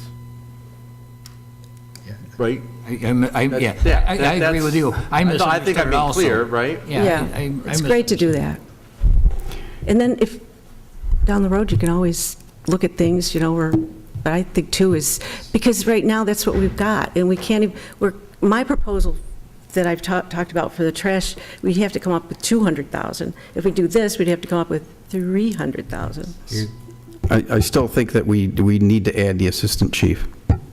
Is there support for the assistant chief? I'd like to see 3 officers. I'd like to see boots on the ground before I would look at any other administrative position. Can we think about it for, that one's a tough one. Let's get I'd like Chief. Could we have the chief weigh in on this? What do you, if you can just tell us what you'd get with the assistant chief, what the benefit for you is, and how it would improve your efficiency? Counselor, a few years back, we cut the assistant chief. Yeah. Understood. Regardless of the cost, you were one of the ones that voted to cut it. Now we want to put it back in. What are we going to do next year? But you were also one of the ones that wanted to keep him in. I did, but I don't see bringing him back. The police chief has done a good job. So you keep saying it was $1,800. It was $1,800 a year ago. Chief, please. All right, so what question am I answering? Am I talking about the officers, or am I talking about the assistant chief? I'm not really sure. I'm confused, too. Counselor Cuddy, please. So obviously there's confusion on the floor. No, there isn't. Well, there's been, There's not confusion on my end of it. Me neither. Speak for yourself. okay. Can you just clarify the vacancies? Okay. in your All right, I lost one officer in January, I lost one officer in April. Okay. I'm losing 2 officers in July. Okay. So I'll have 4. So what we're offering is to, right now the budget is doing what? Filling all those vacancies and any that happen after that. So basically, It's fine. we can just keep everything in the proposed budget as it is. But I'm hearing a request for an additional one, unless that's a misunderstanding. Okay. Okay, so basically, all I'm saying is that you're filling those positions. In the original proposal, you were going to keep 2 vacant, and I guess we're reiterating the current budget proposal as it is, and so I'm for that. I see, my advocacy is we're filling the vacant positions. I want to add 1 more police officer and add the assistant chief. Anyone else want to? I would go for an additional officer, but that's the extent of it at this stage of the game. I agree with the original Counselor Cuddy's suggestion. It's so confusing. It is. Budget proposal as it lies. Right now, if I may, Chief, right now, your total number of personnel, police officers are, for example, are 72. So you would have 4 retiring this year, so you'd be down to. No, we don't have 72. I'm just using round okay. numbers, okay? So you would be down from 72 to 68. Mr. Selby's proposal, I think, was to bring it up to 70 or 72. The first proposal would go to 70. The one in front of you tonight would go to 72. Full complement. We'd fund all of the existing positions. I just need to ask a question. How many officers do you have on the street total? I'm not talking about captains, lieutenants, I'm talking about officers on the street. We'd like 13 per shift, but right now we don't have 13. How many do you have? I think we're at 11, 12. With the SROs, I would also? They're not on the street. Okay, I'm just talking on the street. And is that getting the job done? Is it getting the job done? Yeah, we'll get the job done as best we can with whatever we have, but with the full complement, we're going to do better. I don't have enough people in narco. I've got, 3 people, 1 assigned DEA who comes back and forth. Sheriff's Department's in and out of that program right now. So more men is obviously going to, we're talking about the heroin, we're talking about narcotics and drugs, et cetera. I don't have enough people right now to really combat that the way I'd like to. Right now we're pushing people, we're taking people off different shifts when manpower permits to combat traffic violations and stuff like that, which like I said before, everybody here sees traffic violations and wishes there was a cop next to it. So when manpower permits, we do that. You're talking about the assistant chief's position. I wasn't here when it was eliminated as far as in the mix, but it's a rearrangement of my staff. And do I need it? Yeah, I need somebody second in charge. I'm the only person down there that's not in the union. I've got contract negotiations like tonight. I have a personal issue tomorrow morning. I have to be here tonight, and there's no other person down there that is in tune with the budget and knows exactly what's going on besides myself, except for 10 other people that maybe I've tasked to help me out do different things. I've got contracts. I've got just like anybody else, any other manager in the city. I'm not saying I'm unique, but I am the only one down there. As far as to bump discipline or anything like that, it's everybody down that department is union. I'm the only non-union. They're all in the same union, so it's. I have a question. Please. Chief, what's the difference between an assistant chief and a deputy chief? What would it be, the title that you're looking for? Assistant. assistant? Why was, before it was a deputy chief? I don't have any clue why they called it that. Is it a civil service position? Yes. Assistant chief, yeah, or deputy chief, whatever you want to call it. Oh, well, civil service, they're very particular with titles, so is it, It could be either or. okay. I wasn't sure if that was just in the gray area there or not. A year ago, or 2 years ago, when the position was cut, people that were supportive of that thought that you were capable, and I think you were quoted in the paper as saying you could handle it and things would work out without an assistant chief, He wasn't the chief at the time. after you got appointed. No, I'm saying the cut, when the cut was No, the cut made, happened after before he was appointed, I know. He wasn't chief at the time when the cut was made. I know. Okay. But the consequences of the cut were 2 retirements, which was, one was the deputy chief and one was the police chief. And when the new chief was hired, everybody was excited and happy, and he got a lot of press, and I believe he was kind of committed to the fact that there wasn't a deputy chief or an assistant chief, supportive of it, and I just wondered what the difference was, because it was a deputy. I didn't know if that had any bearing on the difference between then and now, so I would just ask. But to go along, when I took over, yes, there was no deputy chief. And yes, I played the cards that were dealt in front of me. But like any other manager in the city, you play the cards and you reevaluate as time goes on. It wasn't my decision in the beginning to get rid of the assistant chiefs. That was a choice that was made by somebody else. My job is to reevaluate, to see where the city is, to see where my department is, and see what we need, and on a daily basis, I do that. So that's where I come about. But you're not going to add a position, which is what really you need a person. If you're doing what you're saying, you're just going to take the same person or a person and turn them into a deputy. So you're going to lose a person, the way you're presenting it. How am I losing? I don't see how I'm losing a person. Because you're going to somebody's going to become assistant chief. Correct. And they're not going to be doing whatever it is they're doing now. They're going to be doing more. Well, I guess what Councilor McCormick is just wondering is, if, say, we hire we fill those 2 vacancies, and we give you the assistant police chief, that's not going to be another vacancy, correct? In the police force, it's basically all it is $1,900 to $3,200. It would be taking one of my command staff and moving them to a different position. And of course, as you said, he would have additional responsibilities. His responsibilities would increase. Correct. I just want to at least put my 2 cents in.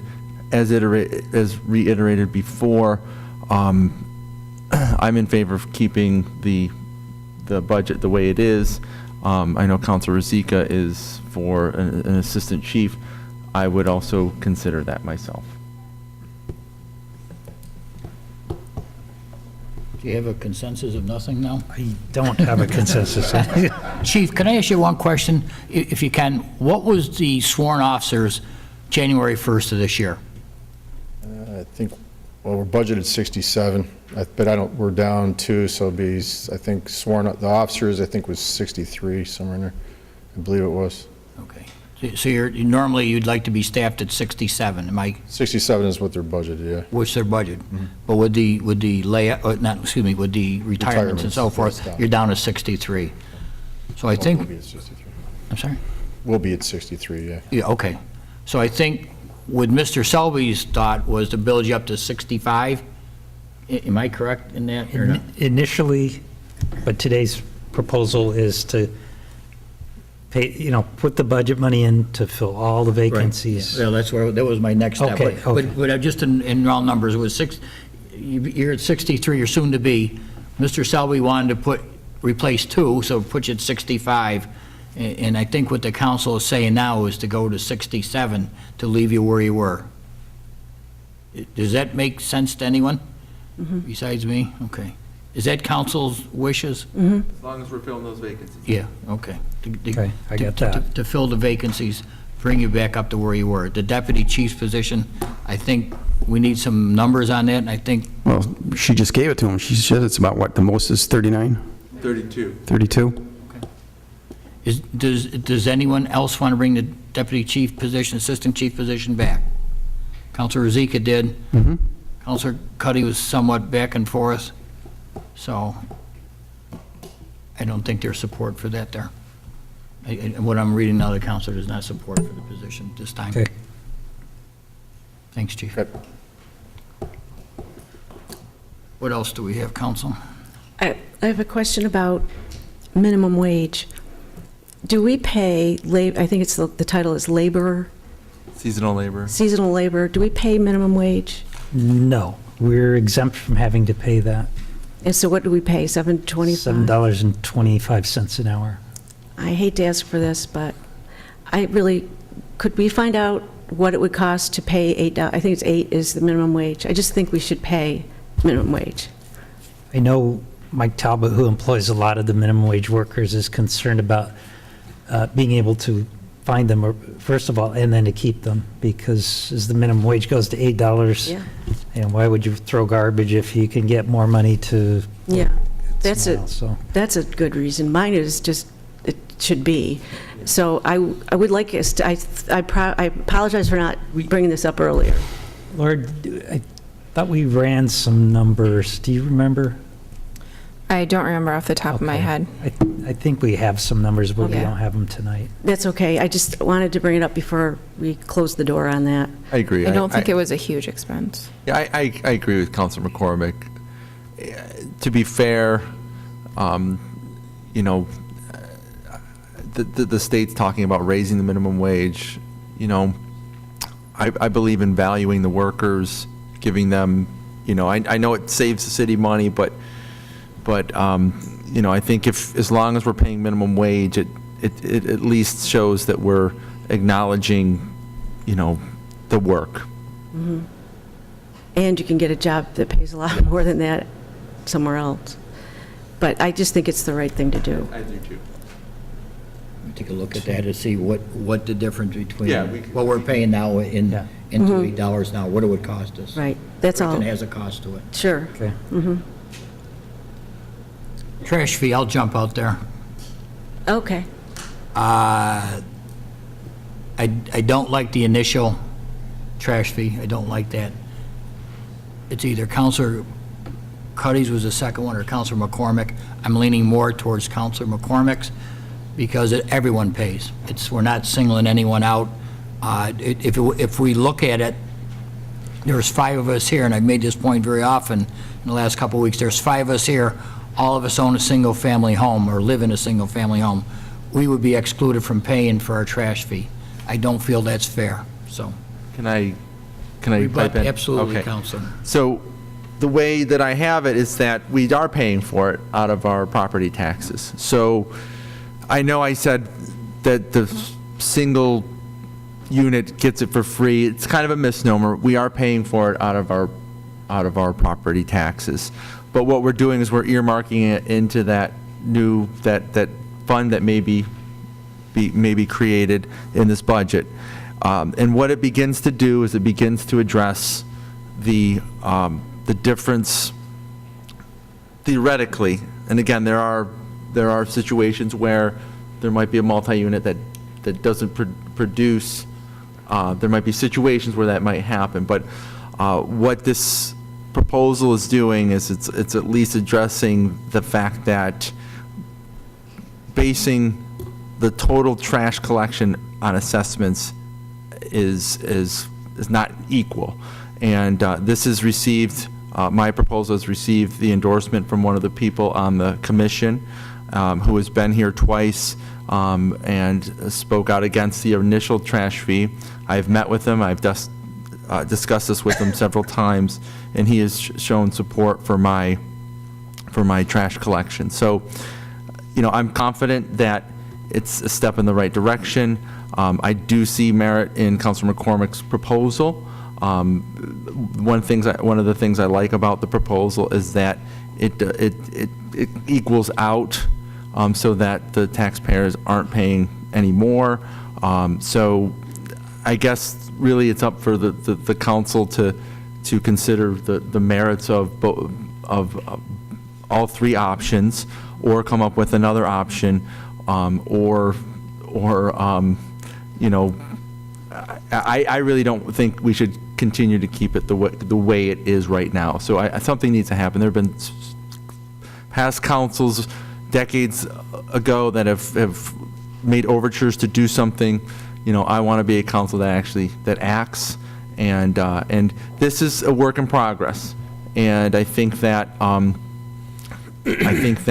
as time goes on, it can accommodate the city much more, and is more adaptable than the way it currently is. So I just wanted to bring that forth. Councilor Kamara, please. I'm totally opposed to the tax, to the trash tax fee, I call it, because it's another fee. It's an increased fee, something that we're getting away from the tax cap, so next year we can just automatically look at charging the taxpayers of this community more money. And you talk about being fair out there. If there's infractions that are happening, it's up to the city to make sure, and accountability always comes into play, to make sure we're going out and taking care of those situations if there's abuses to the system. But we can't sit here as a council, and I brought proposals to, at least this year, I brought a proposal to $1.5 million in reductions to the budget, something that needs to happen because the city can't restrain the amount of spending that we're having. Unfortunately, we're looking for all these different things: borrow for the pension fund, raise property taxes almost $400,000, come up with a trash tax. We have to look at the way we're spending, because next year it's going to get worse. There's structural problems in the budget that haven't been identified yet. Next year it's going to get worse, and we keep passing the cost on to the taxpayers instead of looking at how we can efficiently run government through reorganization, consolidation of services. So I do not support that. I haven't supported it. I won't support it in the future. It's just like the water fee. It'll be another fee out there that'll be raised every couple of years to the taxpayers of this community. It'll be easy way of going out and generating more money instead of looking at how we can redefine government to make sure that we're providing essential services at an efficient, and effective way. So, thank you. May I? Oh, sorry. Please. Just on the trash fee, the reason for my option was to address the fact that eventually everyone will have, we do pay now, let's put it that way. We're all paying right now. The only problem is with the way we pay for our trash pickup. We pay, when I say that, single-family homeowners pay the same as those that own multiple properties, multiple units. So we are subsidizing the services that these properties are getting through our taxes. The purpose of this whole exercise for the trash fee is to make it a fair way to bill people for a service that is a user service. There's commercial properties that don't use the trash service, and there's the single-family homeowner that does, and everybody in between. But the single-family, we'll have to raise our taxes in order to keep this trash service going. This is to address the long-term. It's got multi-purposes. It's to sustain the service and make it affordable, make it equally fair for everybody that uses it. You can call it a tax, but it's not. It's a fee, it is, but that's because it's a user fee. If I use 100, whatever it is, kilowatts of electricity, I have to pay for that. I don't have to pay for my neighbors if they leave their lights on all night. That's their problem. So this is the way I look at this. So I think I should have to pay for what I use, and this way, Councilor Cuddy's proposal is a good one too, but eventually we're paying through our taxes with his. Eventually though, we're going to have to start, it's going to happen. So this one, proposal 3, it's all there right now, and it's less than $4. It's, I think, $3 or something a month, the way that mine plays out. And it's not a double tax. It's fair. So it's something that we want, and we also want to encourage recycling. We want people to watch what they're doing so we can make the landfill last longer, so we can pay for it and not have to go out and get outside services that are going to cost 3-4 times as much as what we pay in our taxes right now. It is for the benefit of the city in the long run. In the future, we'll be glad we did this. Councilor Ruzicka. Well, I have to say I support Councilor Camardo's position on this. I can't agree with him more. This is basically a trickle-down tax. It'll be passed down more to those who rent because either they choose to rent or have no other option other than renting. Some of those people that have no other option other than renting are some of the lower-income residents of the city who, in my opinion, is pretty much likely to be the least ones that could really afford this increase. The other point is, has been talk about fairness. Like, I got a property that's assessed for $100,000 versus a property assessed for $200,000. Well, the $100,000 I'm subsidizing trash is being subsidized by the $200,000 house. Well, the same goes for fire and police. That's the same difference. Other than that, that's covered under at least partially under property taxes. Something with a $200,000 home is paying higher property taxes than a $100,000 home, simply, and has the same protections. There's no difference in the level of protection for the fire or police based on home value. So it's the same service. I feel that we should really be looking at the way we're doing operations, look for efficiencies. Some ways we can combine some departmental functions, maybe merge some departments together to share the staffing, to perhaps increase efficiencies, consolidation with the county, making agreements with maybe other local governments. These are the things we need to do. We need to improve overall dollar efficiency, the way the dollars are spent, rather than try to tax those who may not be able to easily afford it or become a burden for them. I see this, again, is something that you open the door on it. It's going to go up every year simply to get around the property tax cap. And it's basically a free-for-all grab to raise that every year to make ends meet, rather than enforce the real issue, which is the true meaning of the property tax cap, which is meant to actually provide some tax relief for the people and allow for government to become more efficient by design. So I'm not in favor of any trash fee or any trash fee increase. If it's truly a fee, then somebody can opt out of it. Right now, I see no one that can opt out of it other than certain commercial units. If I decide that I don't want to have, let's say I decide I won't even generate any trash, or I'll take it elsewhere, or take it to the landfill myself, I should be able to opt out of it, even though that may not be the most cost-beneficial way of handling it. But it's a fee a fee for service if you can deny or refuse the service. It appears to me that this is a service that can't be refused, so it's not a fee, it's a tax. And you may say it's an argument of semantics, but to me, I view this as a mere tax in a methodology to get around the tax cap. And again, like I say, I'll reiterate, I'm not in favor of it. Councilor Cuddy?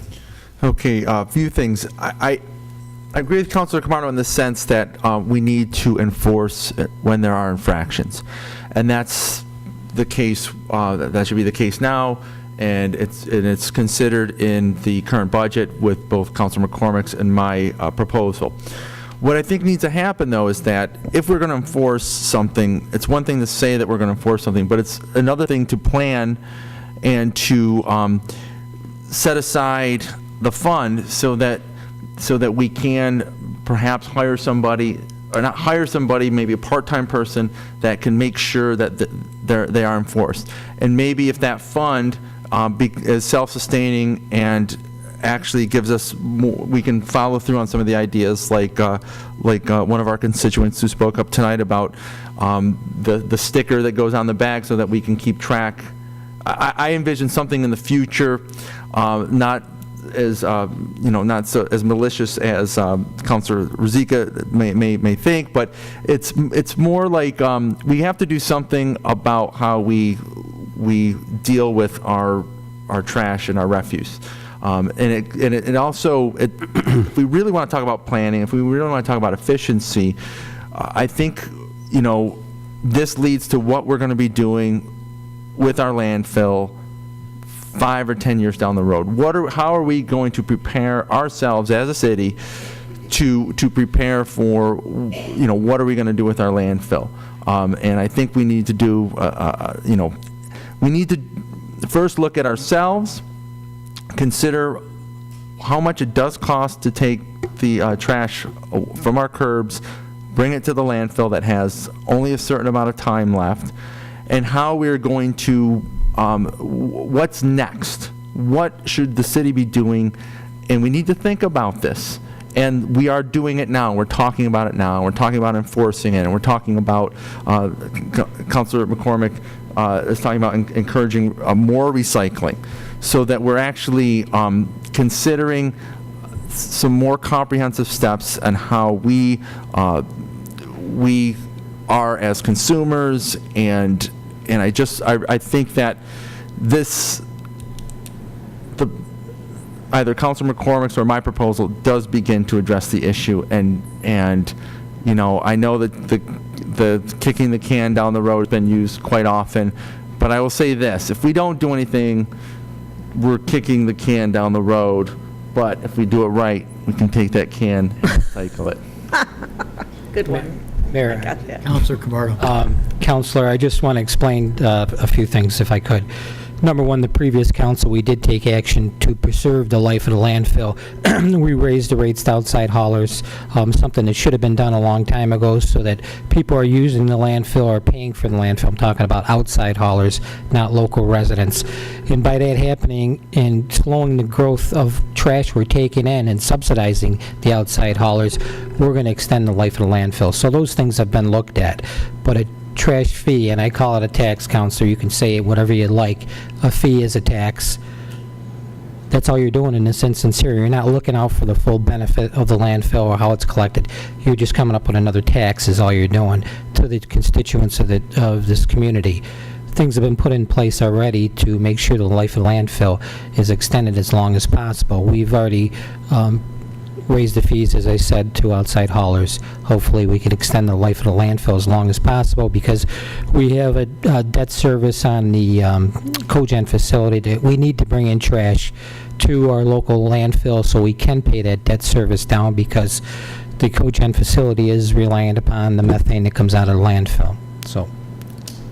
Understood. And I just want to just say that you and I both have been getting different numbers as to how long the landfill is going to last. Some years it's 4 years, some years it's sometimes it's 4 years, sometimes it's 6 years, sometimes it's even 8 years. So what I want to do is basically, whether it's 4, 6, or 8, we need to plan for the ultimate closing of that landfill, or how are we going to deal with that landfill. So I think the sooner we address those issues, the better. And I think being able to see how much trash we produce as a city. I understand some of the concerns about equality. I don't consider Councilor McCormick's or my proposal a perfect solution, but I do think it begins to address some of the inequalities. And I think that, given time, given feedback from, if one of those pass, given feedback from it, we can modify it and make it serve the people better.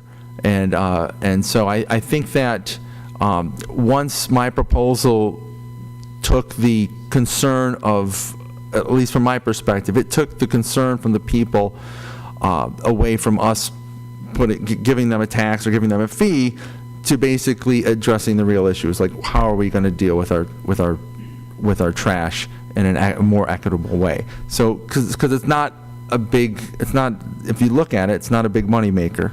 It really isn't. It shouldn't be. It's a service to the taxpayer. Oh, I know, but it's not sustained as it is. So my modifications bring it closer into what it should be. So that's what I'm saying. And Councilor McCormick's, according to Ms. Wills, seems to be approaching that as well. But I want to spend more time with it, and I want to find out more information. You just need to be upfront with the taxpayers of the community. It's an additional fee that you're charging for. Oh, I have been. A service. And I'm not saying anybody in particular. I'm talking about the proposal is a fee that's being charged out there. Unfortunately, it's another fee. And another fee is another tax. Something that the taxpayers of this community cannot afford. I just want to respond. There are people that have come up to me and said, I'm for the fee. I understand, okay? And then when the first proposal came out, that was when the first proposal came out. But I'll be honest with you, I got phone calls from people that were concerned. I only produce one bag of trash. I own my home. I don't really, and I had enough of those calls where that this is where I came up with my idea.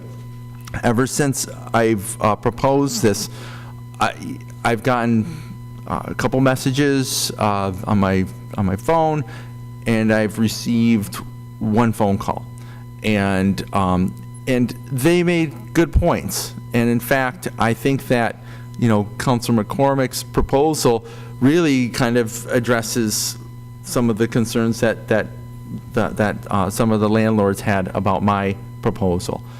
So,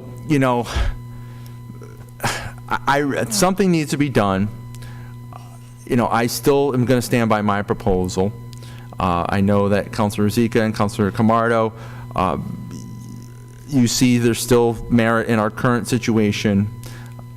I just think it's good that we are actually airing this out, informing the people as what is on the table, and we have 2 weeks to come to a consensus, or not come to a consensus, but to really let people know, where we're coming from. And I think it's safe to say that the people of Auburn know my position on this trash collection.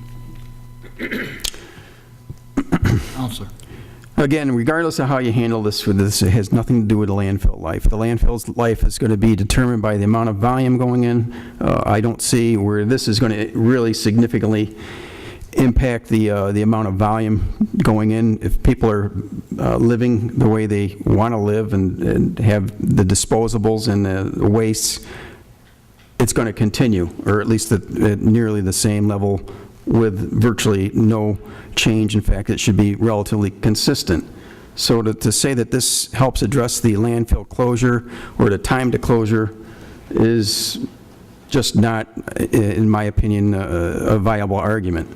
What I do see this is a gateway to increase a fee and, again, avoid the tax cap, and essentially, like I say, it's a trickle-down tax. It's going to affect a lot of people who are on the fixed incomes.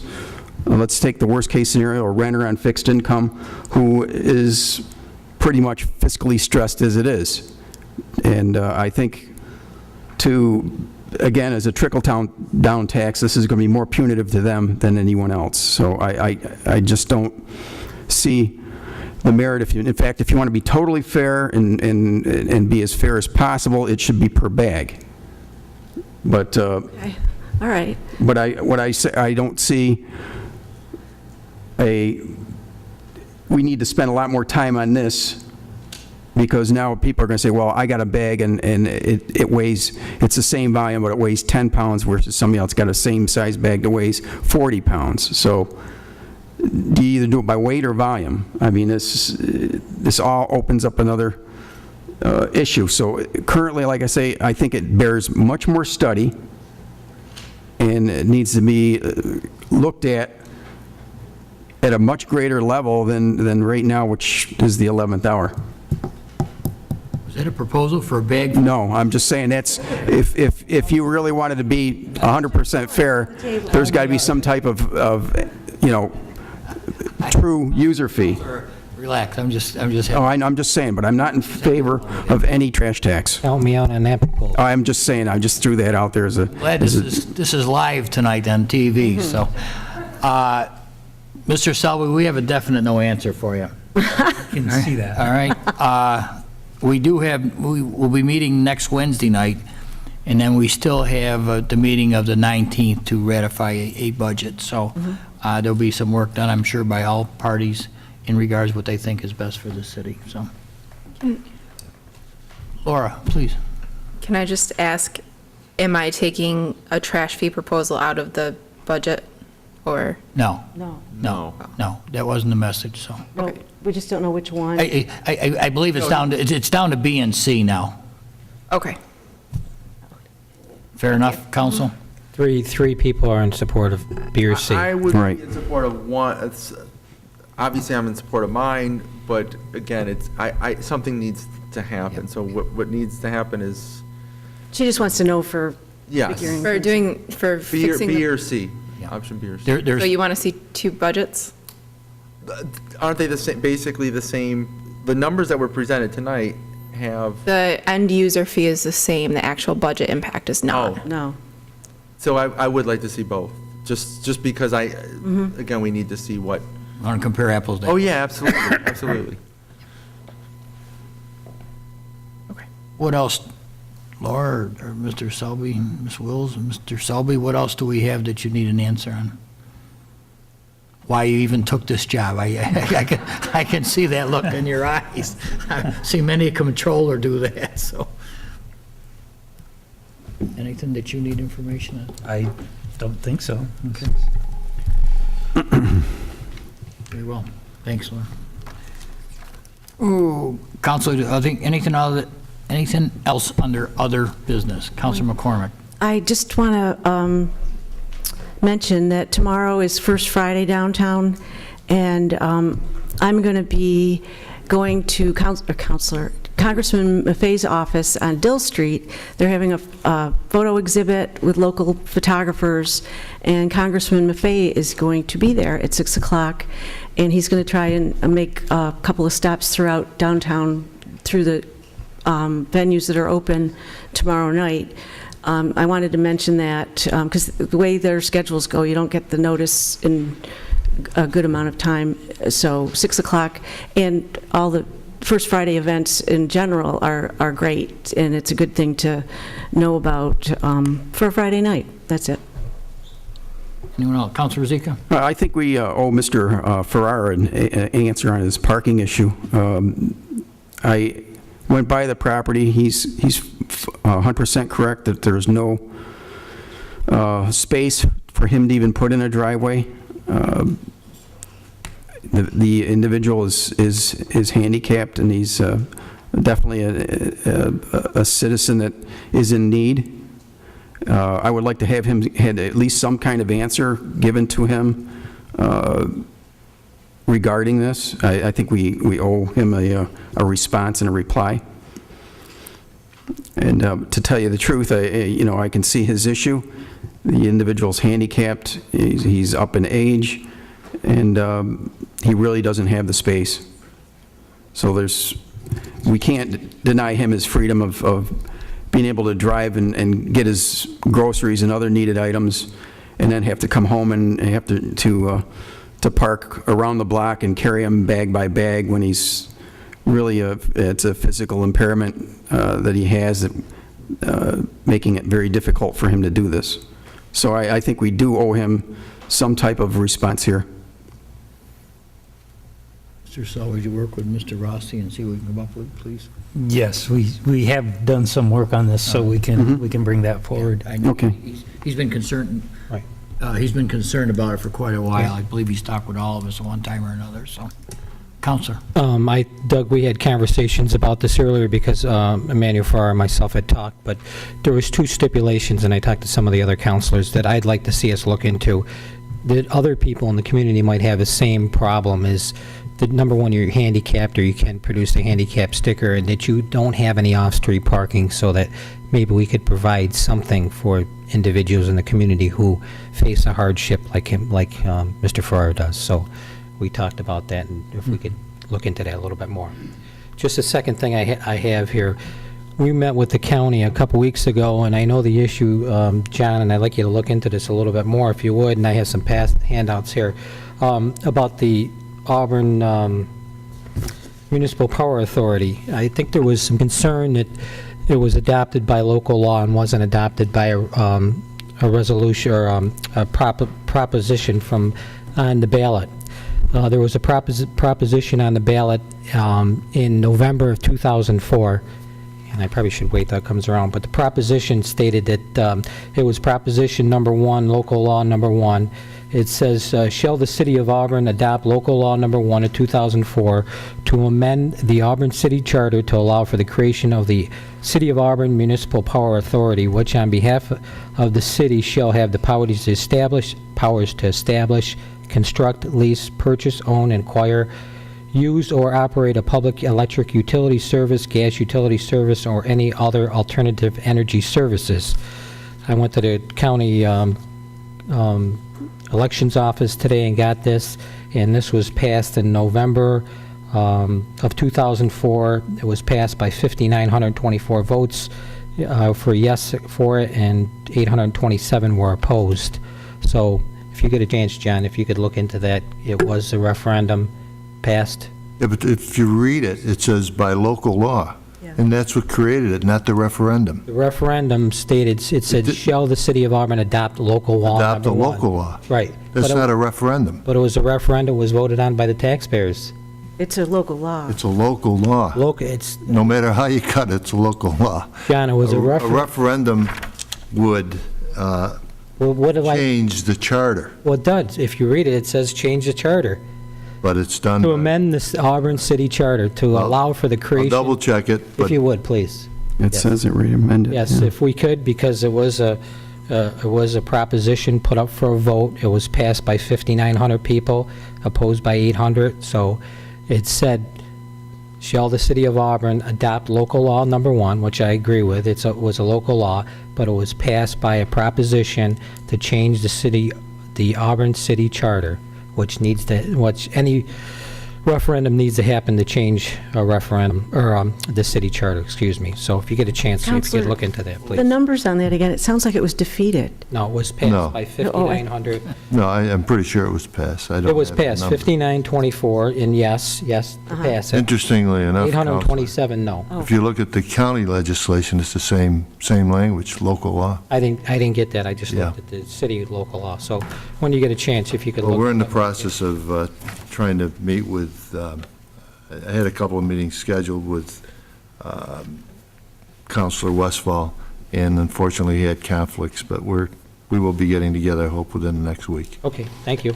Counselor Cuddy, did you have something? No, that's fine. I'll wait to hear from. I'll wrap it up then. Mr. Rossi, I was asked during the week, and maybe you can do some research, some help. How does a single-family dwelling become a duplex or a triflex or triplex, whatever you want to call it? Is there a procedure? At one point, I think the city passed legislation, there would be no more single families into multiple dwellings or whatever. I'm not sure about that. But are there rules and regulations, and how does it work? Yes, it's in the city code, and there are provisions that a person can make an application to the codes department, which are very stringent in the fact that the lot size has to be X number of square feet, and that the units have to have bedrooms of 400 and some odd square feet each, and there's stipulations dependent upon how many bedrooms you put into the unit. As I recall the law, it is not allowed in an R1 zone to make the conversion. And if a person does not have all of the requirements of the code, the conversion would not meet all the requirements of the code, it has to go before the zoning board of appeals. There is specific language. I'm trying to, I think it's 359.1 of the code. Is that somewhat what we had run into a conflict with up on Marvin? Is that No, tied in that's there? No, that was completely different. That was home That was, occupation. yeah, home occupation, that was, wasn't it? that was different. All right. Anyone else? We have a request for executive session. I'll make a motion to adjourn. To adjourn. A motion to adjourn by Counselor Camardo, seconded by Counselor Rozika. Please call the roll. 9:58 PM. Motion to adjourn. Counselor McCormick? Aye. Counselor Camardo? Yes. Counselor Cuddy? Yes. Counselor Rozika? Yes. Before I vote, reminder, folks, we're meeting next Wednesday evening versus Thursday, so I'm voting yes. We're adjourned.